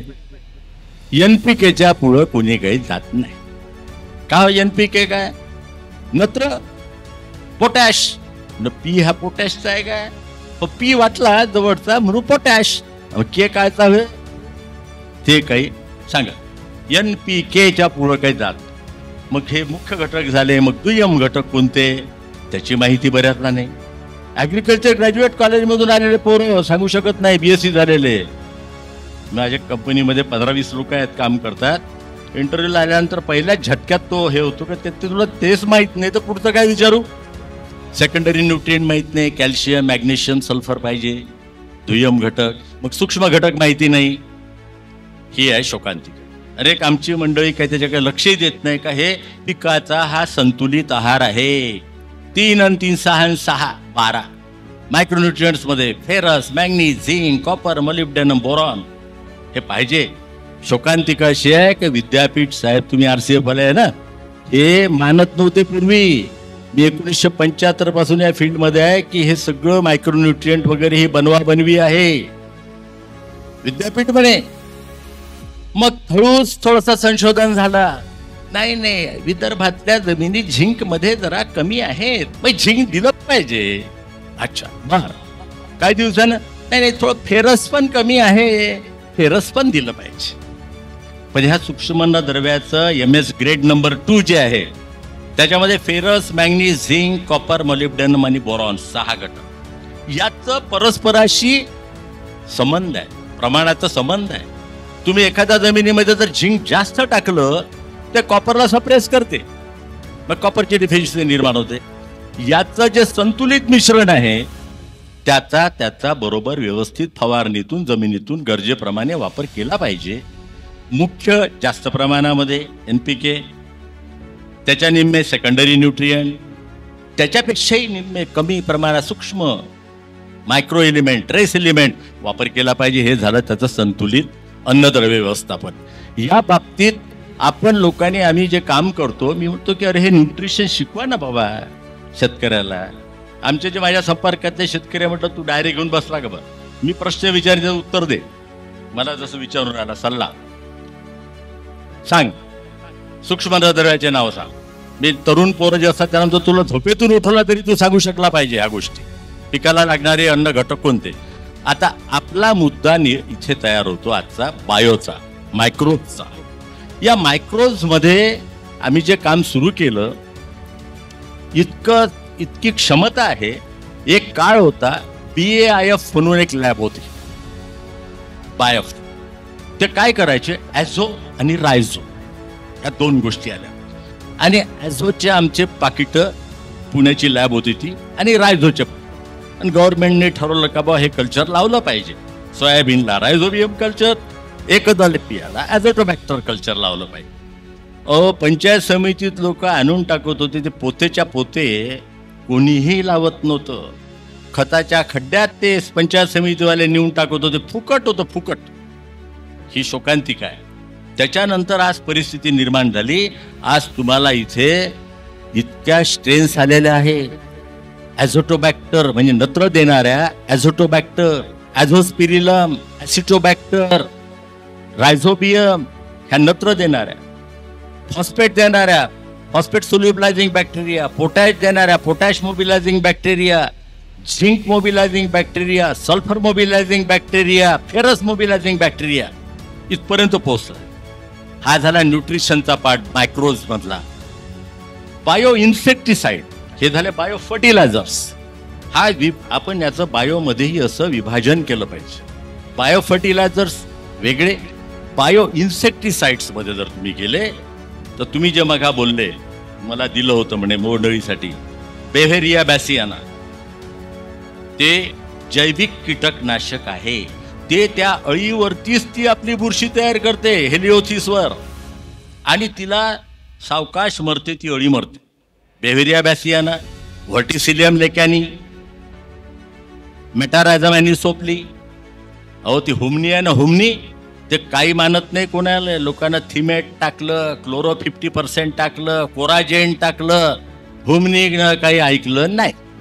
पण तीच मेटारायझम ॲनिसोप्ली चा वापर केला आणि ती अळ्या अशा बाहेर येतात. बाहेर मेटारायझमचा वापर केला जमिनीमध्ये, ती जी अशी सी वाली अळी असते ना लाल तोंडाची, अशा अळ्या पटपट बाहेर येतात, अशा मरतात.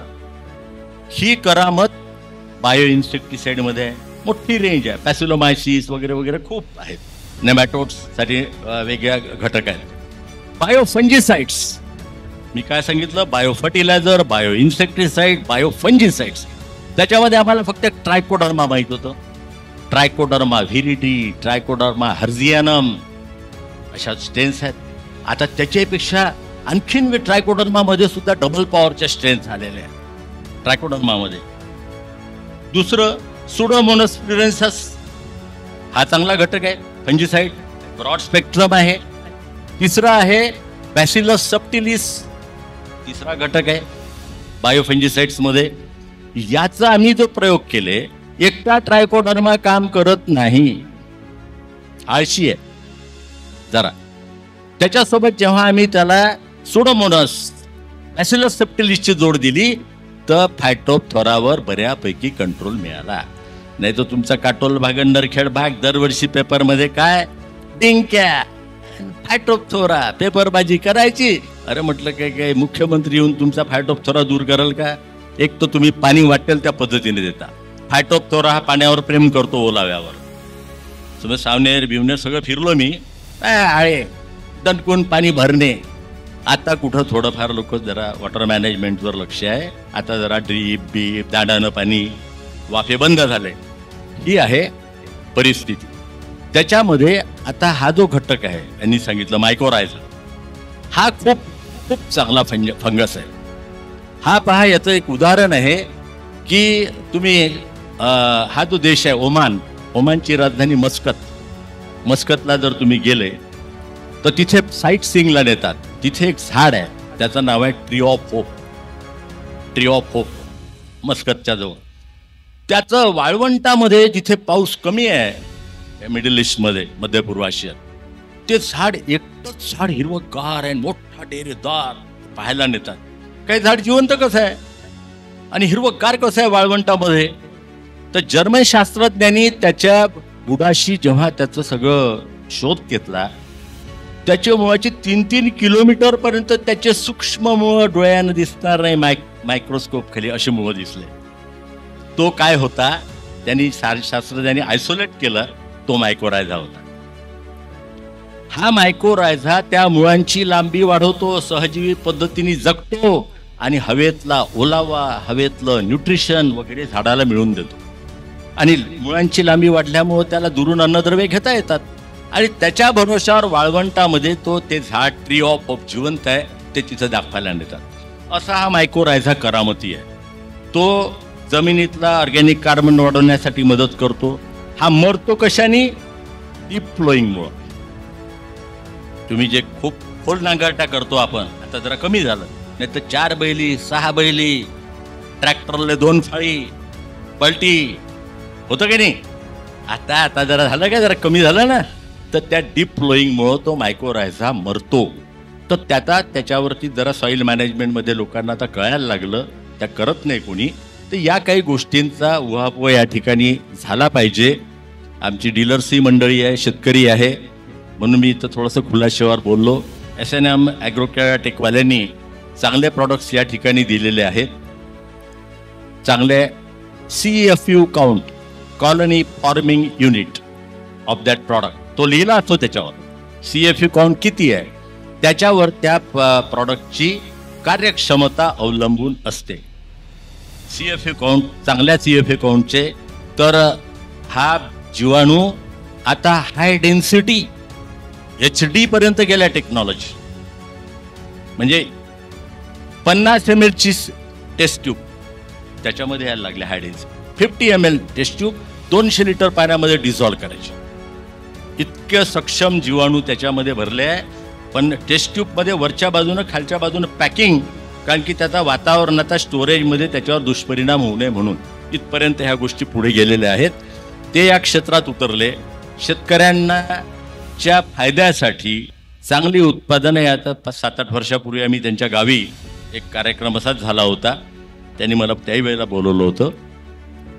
हे प्रॉडक्ट्स वापर करण्यासाठी शेतकऱ्यांना मात्र सांगण्याची गरज आहे, समजून घेण्याची गरज आहे. कारण की आमच्या याच्यामध्ये पेशन्स पाहिजे. बायोलॉजिकल प्रॉडक्ट्स वापरताना पेशन्स पाहिजे. आज तूप खाल्लं का उद्या रुपाला असं होत नाही. तुम्ही जर सेंद्रिय बोंडळी तुम्ही जे बोलले चरपे, त्याच्यावरती ती तयार व्हायला कंडिशन आणि बेव्हेरिया बॅसियानाच्या सोबत मेटारेझामानी सोपली, बेव्हेरिया बॅसियाना सोबत व्हर्टिसिरियम लेकानी जर वापर केला आणि व्यवस्थित कॉन्सन्ट्रेशनमध्ये चांगल्या वातावरणामध्ये पद्धत समजून त्याच्यासोबत तुम्ही ताक, दही, गूळ टाकू शकता. ताकामध्ये दह्यामध्ये लॅक्टोबॅसिलस असतात आणि गूळ टाकला जॅगरी हे त्याच्यासाठी फूड आहे. अशा पद्धतीनं केलं. आणि संत्र्याच्या तुम्ही जे लावता त्याच्यामध्ये सुद्धा ट्रायकोडर्मा, सुडोमोनस आणि बॅसिलस हे जे कॉपर सल्फेट आणि चुना लावतो ना आपण, त्याच्याऐवजी आम्ही कडूसाहेबांना विचारा, त्यांना सांगितलं 100 लिटर पाण्यामध्ये 4 पाट्या शेण असलं तर गोमूत्र, पण त्याच्यात 1 किलो ट्रायकोडर्मा, 1 किलो सुडोमोनस, 500 मिली बॅसिलस सबटिलिस. याचा सडा मी माझ्या घरी 1000 संत्रा झाड आहे, 500 मागच्या पाण्याच्या दुष्काळात काढले. 4 वर्षापासून मी बोर्डोपेश लावत नाही. हे द्रावण करतो आणि बायांच्या हाताने फड्याने मस्त खोडाला लावून देतो. माझे फोटो मी देतो तुम्हाला वाटलं तर. ते इकॉनॉमिकल पडतं. कॉपर सल्फेट 250-300 रुपये किलो झालेलं आहे. फार कठीण काम आहे ते बोर्डोपेश करणे. हे सोपं काम आहे. शेणही घरी आहे, सगळं करता येतं. तर या पद्धतीनं आपण काही गोष्टींचा अवलंब करणं गरजेचं आहे. चांगले प्रॉडक्ट्स मोडसाहेब तयार केलेले आहेत. प्रयत्न सुरू आहे त्यांचा. मोठ्या कंपन्यांशी MOU साईन केला आहे. रिटेलमध्ये आम्ही त्यांना बोललो, मी माझ्याकडून काय मदत करता येईल ती डेफिनेटली करू. आपण त्याच्यामध्ये जॉईंटली आपण काम करू. आणि चांगले प्रॉडक्ट जर असले तर मला त्या देण्यामध्ये, शेतकऱ्याला सांगण्यामध्ये आनंद होईल. मी SNM ॲग्रोटेकला उज्ज्वल भवितव्याकरता शुभेच्छा देतो. आणि मला या ठिकाणी तुम्ही बोलवलं, या ठिकाणी शेतकऱ्यांशी हितगुज करण्याची संधी दिली, त्याबद्दल धन्यवाद. आभारी. धन्यवाद. भरतजी आपले 2 शब्द सांगतील आणि आपण मूळ कार्यक्रम सुरू करूयात. तर या ठिकाणी SNM ॲग्रोटेक या बायो ऑर्गॅनिक कंपनीतर्फे dealers conference new product launching असा हा आजचा कार्यक्रम अरेंज केलेला आहे. मी या प्रसंगी SNM ॲग्रोटेकचे MD माननीय श्री सतीश मोहोड साहेब यांचं मी विशेष हार्दिक अभिनंदन करतो. दरवर्षी त्यांनी सांगितलं आपल्या भाषणामध्ये की प्रत्येक डिस्ट्रीब्युटरला, स्टार डीलरला आम्ही भेटायला जायचो साहेब. हे सतत 5 वर्ष केलं आम्ही. पण यावर्षी मी त्यांना एक सूचना केली, साहेब तुम्ही डिस्ट्रीब्युटरला, डीलरला भेटण्यापेक्षा त्यांना आपण एक इथे बोलवू, गेट टुगेदर घेऊ, म्हणजे त्यामध्ये सर्वांची भेट होईल आणि सर्वांचे मनोगत आपल्याला जाणून घेता येईल.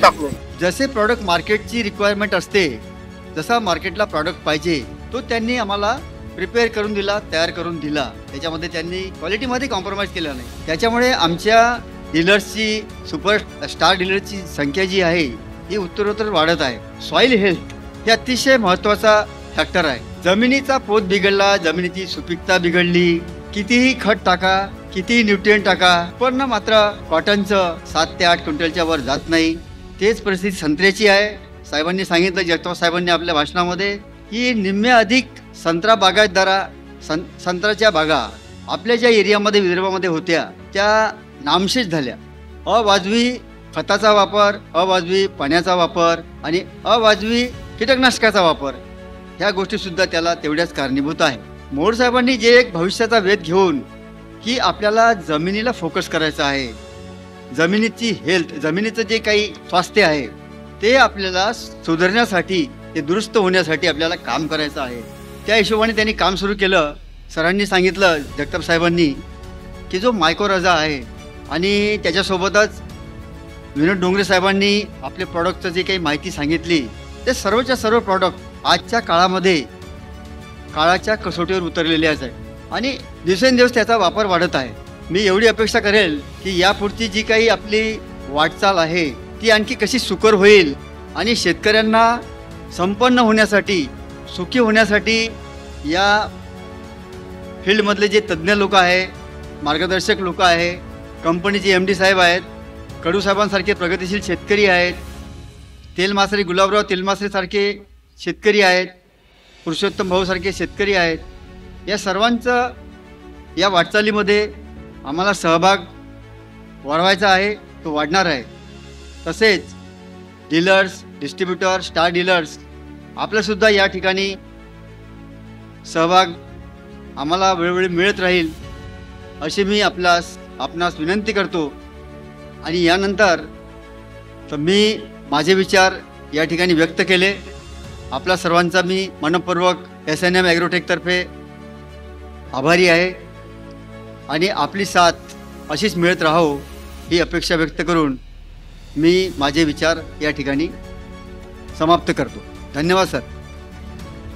किस तरीके से हम हमारे बिजनेस को ऑनलाइन मोड के ऊपर में लेके जाए, तो इसके ऊपर में बात करने के लिए मैं आप सभी लोगों के सामने मैं इनवाइट करने चाह रहा हूँ, जो कि डिजिटल ई-कॉमर्स सॉफ्टवेयर के बारे में बताने के लिए मिस्टर निखिल मेंढे जी को. Please welcome Nikhil Mendhe sir. SNM 11 सालों में कमिटमेंट थी और एक नई पहल के ऊपर जा रहे हैं. सब आप लोग तो जानते हैं, ऑफलाइन तो सब कुछ है लेकिन ऑनलाइन सबसे ज़्यादा हो चुका है. SNM एक डिजिटल स्टेप यहाँ पे लेने जा रही है. जैसे कि आप यहाँ पे देख पा रहे हैं, मोबाइल यूज करने वाले अगर लोगों की बात किया जाए 97% है. उसमें से किसान भी आते हैं जो 28% मोबाइल और इंटरनेट यूज करते हैं. अब ये मोबाइल यूज करते हैं तो क्या ढूंढते हैं? मोबाइल यूज करते समय अगर ये आर्टिकल है जो हमने नेट से निकाला है, तो जब मोबाइल यूज करते तो क्या ढूंढते हैं? बेस्ट माइक्रोराइजा क्या है, नियर शॉप क्या है हमारे पास, आजकल सब गूगल पे अवेलेबल है. तो हम इन सब को अच्छा वे देने के लिए क्या करने जा रहे हैं? तो हम ये सब कैसे करने जा रहे हैं? हम आप सबके लिए डिजिटली एडवर्टाइजमेंट करने वाले हैं, चाहे वो गूगल के माध्यम से हो, ब्रांडिंग के माध्यम से हो, सोशल मीडिया के माध्यम से हो या इंटरनेट के माध्यम से हो. अब ये सब होगा कैसे और आपको बेनिफिट क्या है? जितने भी डीलर्स यहाँ पे बैठे हैं वो सोच रहे होंगे कि SNM का प्रोडक्ट अगर कोई किसान मांगता है तो हम रखेंगे, नहीं तो नहीं रखेंगे. और ये समस्या जब हम मार्केटिंग करते हैं तो बहुत बार आती है.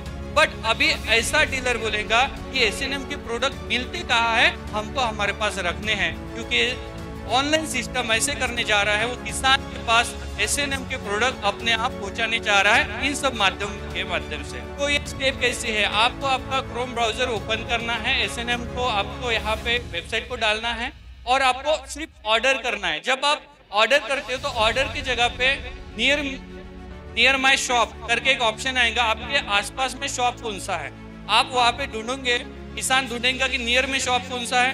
तो पता चला कि भंडारा में इस गांव में है, तो वो वहाँ पे बुक कर सकता है और वो शॉप का ऑर्डर आपके पास ही आ जाएगा और आप अपने प्रोडक्ट को यूज कर सकते हैं. अब इसके बाद ये हमारी इस तरीके से वेबसाइट है. वेबसाइट पे सारी इंफॉर्मेशन अवेलेबल है, जैसे प्रोडक्ट क्या है, प्रोडक्ट में क्या डाला हुआ है, हमारे पास कौन कौन से सर्टिफिकेट हैं, हमारे उत्पाद कितने हैं. हम 100% ऑर्गेनिक देते हैं, इसके सारे उत्पाद के सर्टिफिकेशन हमारे पास है. हम किस किस फील्ड में काम करते हैं, चाहे वो ई-कॉमर्स के लिए रजिस्ट्रेशन हो या हमारे संस्था का, हमारे कंपनी का मैसेज हो या किसान के रिव्यूज हो, वो सारे आपको यहाँ पे सॉफ्टवेयर पे मिलेंगे. नेक्स्ट अब ये होगा कैसे? तो सबसे पहले यहाँ पे ऑप्शन है रजिस्ट्रेशन का. फार्मर अपना लॉगिन कर सकता है. फ्रेंचाइजी मतलब आप सभी शॉप ओनर, वो आपका भी यहाँ पे लॉगिन का सिस्टम यहाँ पे दिया गया है. आप यहाँ पे ऑर्डर कर सकते हैं. किसान ढूंढ सकता है नियर फ्रेंचाइजी, स्टेट सिलेक्ट कर सकता है। अब एक समस्या होती है कि जम्मू कश्मीर में हमको प्रोडक्ट देना है, कुल्लू मनाली में हमको प्रोडक्ट देना है और इंडिया के हर कोने में। तो हमारी सीमा सिर्फ नागपुर, भंडारा या महाराष्ट्र नहीं है, अब पूरे पैन इंडिया के लिए हम काम करने जा रहे हैं। तो पैन इंडिया ढूंढेगा कहाँ पे? तो पैन इंडिया ढूंढेगा नेट के माध्यम से। तो ये सारे सिस्टम हमारे पास है। किसान अपना टर्नओवर कितना लिया ये भी करेगा। अब सवाल यही आता है, किसान क्यों प्रोडक्ट ऑर्डर करेंगे? तो किसान इसलिए प्रोडक्ट ऑर्डर करेंगे तो किसान को भी इसमें बेनिफिट मिलने जा रहे हैं और साथ ही साथ दुकान को भी बेनिफिट मिलने जा रहे हैं। बस यही हमारा एक सिस्टम है जो आप सबके नया प्रोडक्ट, नया सॉफ्टवेअर हमने लॉन्च किया है। Thank you so much. आपण नवीन संस्कृतीकडे जातो आणि परत मागच्या संस्कृतीकडे वळतो आणि हेच ते आहे की आपण केमिकल फर्टिलायझरकडे गेल्यानंतर जेव्हा आपल्याला लक्षात आलं की याचे काय काय तोटे आहेत, त्यानंतर परत आपण पाश्चात्य याच्याकडे गेलेलो आहे। जुने जी काही शेतकरी वापरत होते, आपल्या आजी आजोबा पणजोबा जे काही वापरत होते त्याचकडे परत आपण येतो आहे।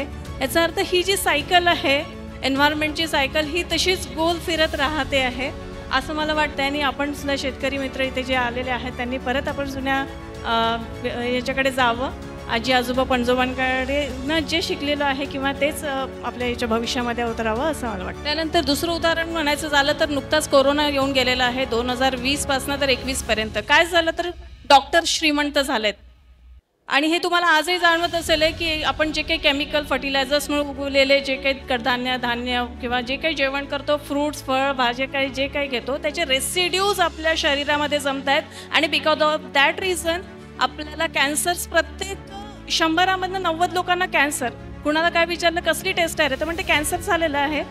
अरे म्हणजे काय, आज ताप आणि सर्दी खोकला बाहेर गेलेला आहे का आणि कॅन्सरच फक्त झालेला आहे का, हे दिसून येत आहे। तर काय होतं आहे की केमिकल्स वापरून आपला शेतकरी मात्र गरीब होतो आहे, कारण त्याची जी फर्टिलिटी आहे 2, 4, 5 वर्ष, मी केमिकल इंजिनियर किंवा शेतकरी नाही आहे, मी आहे सिव्हिल इंजिनियर, पण जे काही मी घरच्यांकडनं बघते आहे, जे काही प्रॅक्टिकल्स बघते आहे समाजामध्ये जे चाललेलं आहे त्यातनं असंच दिसतं आहे की जे काही रेसिड्यूज आपल्या शरीरामध्ये त्याच्यामुळे कॅन्सर होत आहे। कॅन्सरमुळे आपण दवाखान्यात जातो आहे आणि डॉक्टरांना श्रीमंत करतो आहे आणि एकीकडे मात्र आपला शेतकरी हा गरीब आणि अत्यंत गरीब व्हायला चाललेला आहे। एक सवाल अगर मैं आप लोगों को पूछूं, इसका प्लीज ईमानदारी से एक आंसर जरूर दीजिएगा।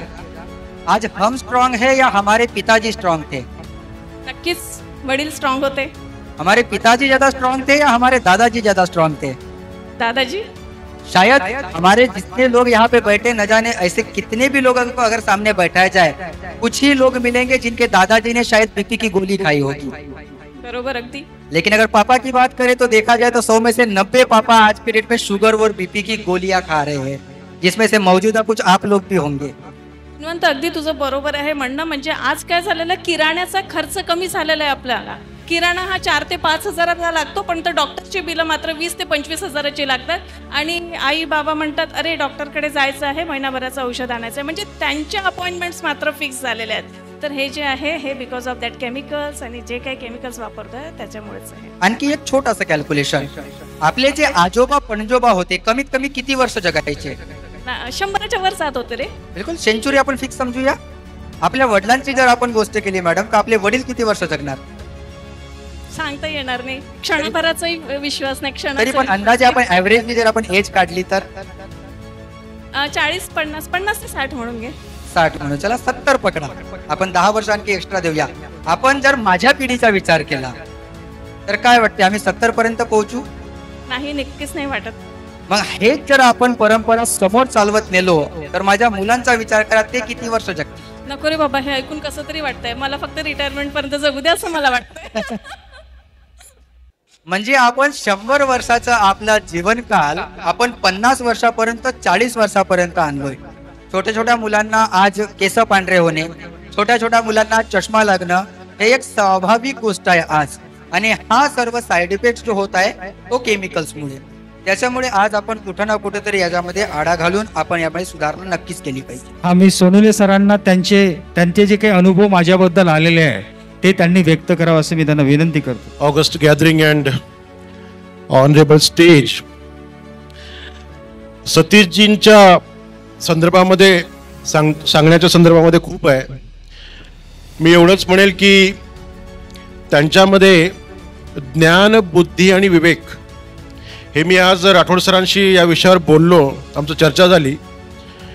ज्ञान, बुद्धी आणि विवेक या तिघांचा संगम, आणि आपण जर म्हटलं की या तिघांमध्ये काय अंतर आहे, तर ते अंतर साधण्याचा जो एक उपक्रम आहे आणि तो जो योगायोग तुम्ही जोडून आणलेला आहे. कारण की Satishji he is a chemical engineer, and any chemical engineering production or industrial production is a function of some physical and chemical changes, some Dryden has said. आणि त्यांनी फिजिकल केमिकल चेंजेस हे तर आणलाच त्यांच्या प्रोडक्शनमध्ये, आणि आज ते इतके सक्सेसफुल ॲग्रोमध्ये बिझनेसमॅन आहेत. स्वभाव पण त्यांचा खूप चांगला आहे, पण ज्ञानाचा, बुद्धीचा आणि विवेकचा या तिघांचा त्रिवेणी संगम राखून आज या शिखरावर ते पोहोचले आहेत, याचा आम्हाला सार्थ अभिमान वाटतो. आणि त्यांनी असंच उत्तरोत्तर प्रगती करावं, आणि आम्ही ॲज अ सायंटिस्ट, प्रोफेसर त्यांना अशीच व्हिनॅटीतर्फे आम्ही टेक्निकली म्हणा किंवा रिसर्च पॉईंट ऑफ व्ह्यू म्हणा आम्ही त्यांना हेल्प करू.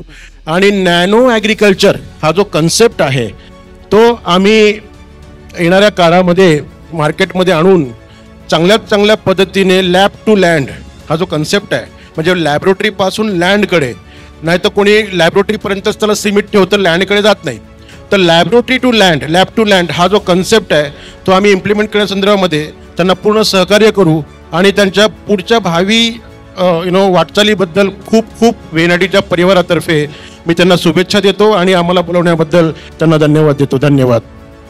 डॉक्टर विजय राठोड सर, ते त्यांना मी 2 मिनिटं कोणच्यावर बोलण्यासाठी निमंत्रित करतो, प्लीज. सर्वप्रथम मी सतीशला धन्यवाद करतो की आम्हाला इथे यांनी बोलवलं आहे इथे.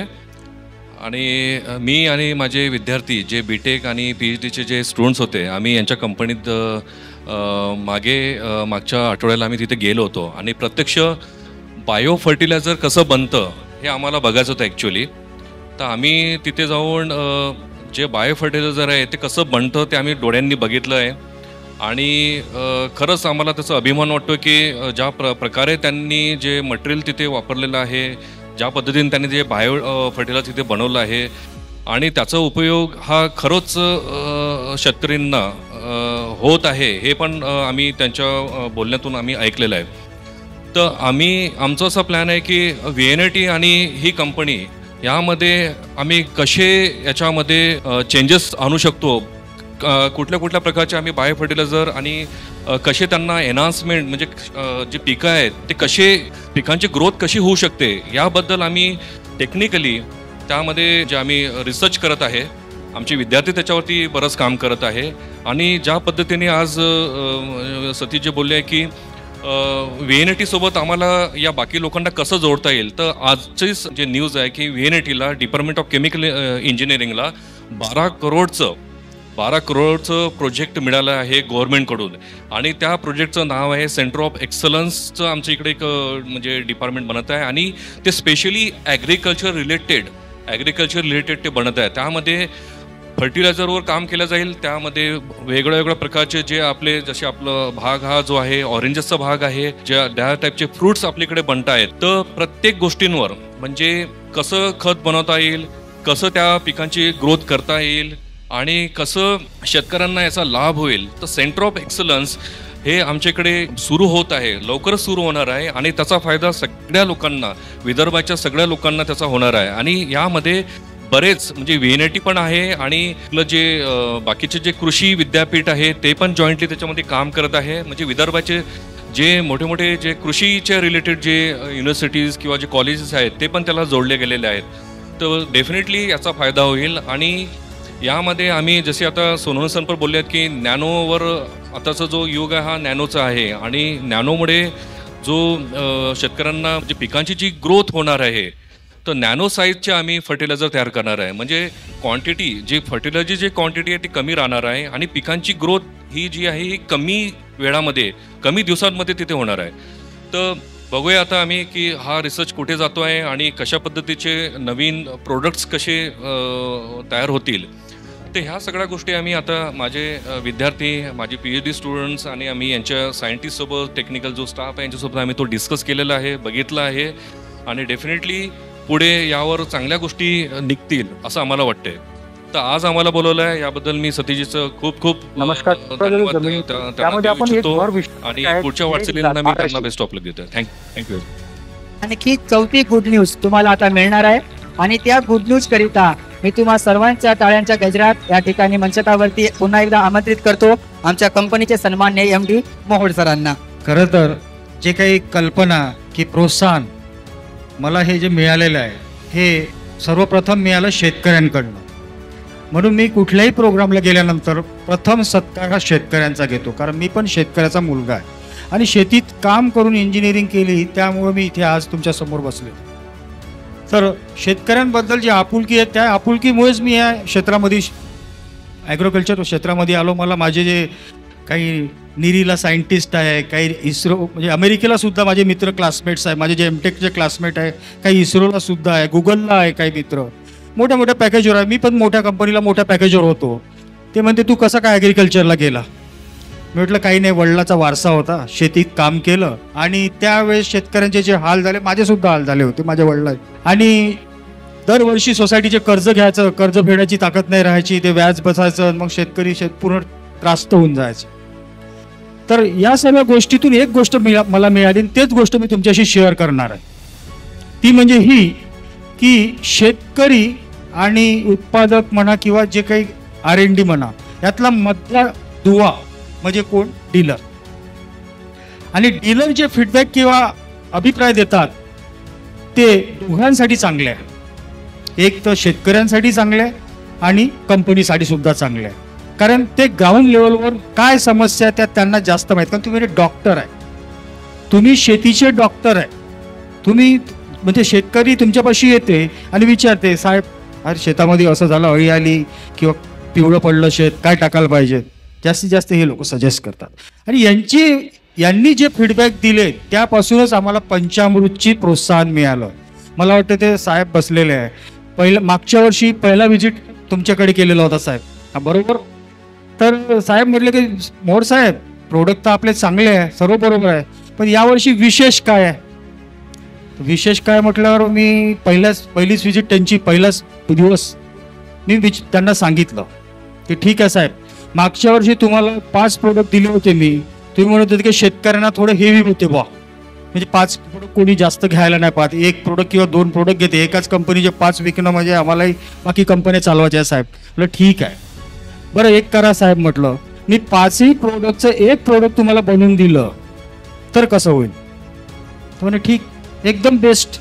मी त्याच दिवशी तिथे पंचामृतची लॉन्चिंग केली त्यांच्याकडे. 1 मिनिटात गवाईदार बसलेले. त्याच दिवशी त्यांना कमिटमेंट केलं की मी तुम्हाला पंचामृत देणार ज्यामध्ये मायक्रोराजा प्लस 5 घटक राहणार, जेणेकरून शेतकऱ्यांचे जे 5 घटक ते वापरतात त्याचा खर्च कमी होणार. आणि मला आनंद आहे की मागच्या वर्षी माझ्या या विक्रेता बंधूंनी त्याला उत्कृष्ट प्रतिसाद दिला. जवळपास 3 ते 4 दिवसाचा माझा तो दौरा होता 4 रिजनचा. 4 रिजनमध्ये मला आजही आठवते साहेब की तुम्ही 5 पेट्याचा ऑर्डर दिला होता आणि मला 125 पेट्याचा ऑर्डर आला त्याच दिवशी. आणि हे जे सर मायक्रोराजाबद्दल हा कार्यक्रमच मायक्रोराजाचा खरं म्हटलं तर सर, हे जे डीलरचे सत्कार केलेले आम्ही, हे 1 प्रोडक्टचा यांचा सेल 11 लाख 15 लाख. जे मंगेश बोरकर बसलेले आहे त्यांनी 3 महिन्यात एकच प्रोडक्ट 11 लाखाचं विकलेलं आहे. 11 लाखाचा सेल आहे 3 महिन्यात. या समर पॅडीमध्ये जवळपास त्यांनी 15 ते 20 टन मायक्रोराजा त्यांनी विकला आत्ता रिसेंटली पंचामृत. आणि त्यांनी ज्यावेळेस मी त्यांच्या व्हिजिटला गेलो त्यांच्या दुकानामध्ये, तर त्यांनी असे कस्टमर दाखवले की साहेब, त्यांनी मला सांगितलं की हे मायक्रोराजाचे ओनर आहे, त्या शेतकऱ्यांना सांगितलं, तर ते शेतकरी ड्रम घेऊन आला. तर त्यांनी म्हणे साहेब या खतामुळे आम्हाला रिझल्ट आलेला आहे, आम्ही हे खत नक्की वापरतो. तर यांच्या प्रेरणामुळे इथपर्यंत आपण ते नवीन प्रोडक्ट केलेले आहे. आणि यांच्याच प्रेरणेतून आणखी म्हणजे जे आपले नवीन प्रोडक्टची लॉन्चिंग जे झालेली आहे आजची, हे यांच्याच प्रेरणेतून झालेली आहे. यांनी म्हटलं की मोहोड साहेब, जसा तुम्ही बेसल डोजमध्ये मायक्रोराजा आणि फंगल देताय त्यामुळे शेतकऱ्यांचा फायदा होत आहे, पण पुढेही केमिकल वापरावं लागते, आम्हाला न्यूट्रिएंट्स द्यावं लागते प्लांटला, डिफिशियन्सी काढावं लागते. त्या डिफिशियन्सीवर विचार करा तुम्ही. आता ह्या डिफिशियन्सी भरून काढण्यासाठी नवीन प्रोडक्ट लॉन्च केले साहेब तुमच्यासाठी. पण त्याची क्वालिटीची ग्वाही देतो मी तुम्हाला. क्वालिटी प्लस कंपनीने शेतकऱ्यांचा विचार केला आहे क्वालिटी देऊन आणि डीलरचा विचार केला आहे आपल्या प्रॉफिटमध्ये शेअरिंग देऊन. जे गुड न्यूज म्हणते आहे हे सर्व तुम्हाला मी आज इथे सांगतो आहे की आपलं व्यायाम पंचामृत आणि जेही नवीन प्रोडक्टचं लॉन्चिंग होईल आजच्या प्रोग्रामला जेवढे आपले डीलर आलेले आहेत मी त्यांना आज 30% आजच्या बुकिंगला फक्त 30% डिक्लेरेशन देतो. 30% स्कीम 1 महिन्यासाठी तुमच्यासाठी लॉन्चिंग आहे आजची. हे स्पेशल लॉन्चिंग तुमच्यासाठी माझे ॲज MD म्हणून मी डिक्लेअर करतो. आणि याची प्रेरणा कुठून मिळाली? जे टावरी साहेब बसले आहे त्यांनी आल्याबरोबर त्यांना चालता सुद्धा येत नाही, त्यांचे कितीतरी ऑपरेशन झाले पाठीच्या रिपच्या हड्डीचे. ते आल्यावर त्यांनी माझं पंचामृत आणि बाकी प्रोडक्ट पाहिले आणि ते भारतभर तज्ज्ञ म्हणून फेमस आहे. प्लांटमध्ये नागपूर ते अयोध्यापर्यंत जेवढे काही मोठे प्रोजेक्ट असेल, राम मंदिरचा सुद्धा प्रोजेक्ट प्लांटचा त्यांच्याकडे, गार्डनचा, कोराडीच्या मंदिरला जे काही अँटिक मोठे प्लांट दिसते आहे ठेवलेले ते सर्व देण यांची आहे. नागपुरामधले जेवढे मोठे वृक्ष दिसते आहे 15 फुटाच्या वरचे आणि त्याला 8 महिन्यातून एकदा पाणी टाकावं लागते, ते इन्व्हेन्शन त्यांचं आहे, त्यांचं पेटेंट आहे त्याच्यामध्ये सेंट्रल गव्हर्नमेंटला. गडकरी साहेबांनी त्यांचा सत्कार केला आणि त्यांनी मला आज प्रोत्साहन दिलं की मोड साहेब मी आलो तो खरं आहे प्रोग्रामला, पण मला बुकिंग करायची आहे इथे प्रोडक्टची. आमचे खूप वर्षापासून त्यांनी प्रोडक्ट वापरते, पण आज त्यांनी म्हटलं की नवीन प्रोडक्टचं बुकिंग आज मला करायचं. तर त्या कल्पनेतून मला कल्पना आली की जर एक फार्मर, ते फार्मर पण आहे त्यांच्या शेतावर पण जातो, एक फार्मर आज बुकिंग टाकते आपल्या डीलर बंधूंकडून पण आज बुकिंग घ्यायची. तुमचा जेवढा SNM विश्वास आहे तेवढंच आपल्याला. आणि आज SNMचा जो सक्सेसफुल प्रवास आहे 11 वर्षाचा तो तुमच्यामुळेच सक्सेस झालेला आहे. नाही तर एक एम्प्लॉईचे 50 एम्प्लॉई नसते होऊ शकले, एक प्लांटचे 2 प्लांट नसते होऊ शकले आणि प्लांट टाकता टाकता R&D सेंटर नसतं टाकू शकलो. पण तुमच्या विश्वासामुळं आणि तुमच्या ज्या सहकार्यामुळं आज SNM ग्रुप मोठ्या लेवलवरती काम करते आणि मला सांगण्यात आनंद होतो आहे की आपला जो मायक्रोरायझ आहे हा अदर राज्यामध्ये आता 7 राज्यामध्ये गेलेला आहे, 7 स्टेटमध्ये गेलेला आहे. आणि त्यापैकी एक नवरत्न कंपनीपैकी RCFला पण गेली. तर ही कंपनीची अचिव्हमेंट आहे आणि कंपनीवर टाकलेल्या विश्वासाबद्दल मी त्यांचा सर्वांचा ऋणी आहे. नवीन प्रोडक्टमध्ये जर आज म्हणजे डिटेलमध्ये, कारण ऑलरेडी खूप वेळ झालेला आहे त्याच्यामुळे डिटेलमध्ये मी काही त्याच्यावर जात नाही आहे, पण जे गरज आहे मार्केटला आज NPKची डिमांड खूप आहे. आपण NPK चांगल्या क्वालिटीचं मार्केटला लॉन्च करतो आणि ते बेसल डोजमध्ये पण आहे, लिक्विडमध्ये पण आहे आणि पावडरमध्ये पण आहे. तिन्ही फॉर्ममध्ये आपण शेतकऱ्यांना देतो आणि विथ क्वालिटी, रिझल्ट ओरिएंट. आणि डोजेस पण एक ते फक्त 4 किलो. जसं आपण नॅनो टेक्नॉलॉजीवरच आता वळतो आणि यानंतरही आम्ही नॅनो टेक्नॉलॉजीलाच हे करण्याचा चान्स हे केलेला आहे. जेवढे 50 किलोच्या बॅग्सचा अल्टरनेटिव्ह जितकं कमी याच्यात आणता येईल, कॉन्सन्ट्रेशन वाढू, क्वालिटी वाढू. तर आणि मायक्रोरायझात ते सक्सेस झालेलं आहे. 4 kg मध्ये रिझल्ट आहे पर एकर. त्याच तत्वावरती आपण ते झिंक पण लॉन्च केलं. झिंक आहे, NPK आहे, पोटॅश आहे, त्यानंतर मायक्रोन्यूट्रिएंटमध्ये आपलं मॅग्नी सल्फेस आहे, झिंक सल्फर आहे, बोरॉन, असे भरपूर काही गोष्टी आपण वाढत केलेल्या. आणि याच्यामध्ये जे साहेब मटेरियल आपण यूज करतो ते लॅब ग्रेड्स, कमर्शियल ग्रेडचे मटेरियल.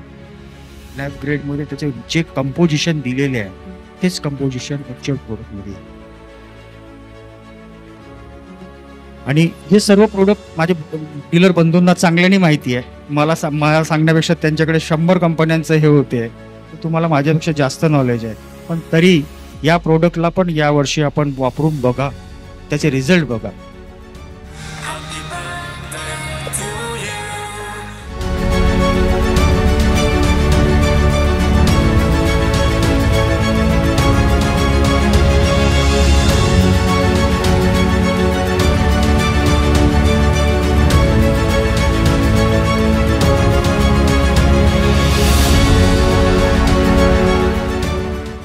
शेतकरी माझा जगेल तर दुनिया माझी टिकेल.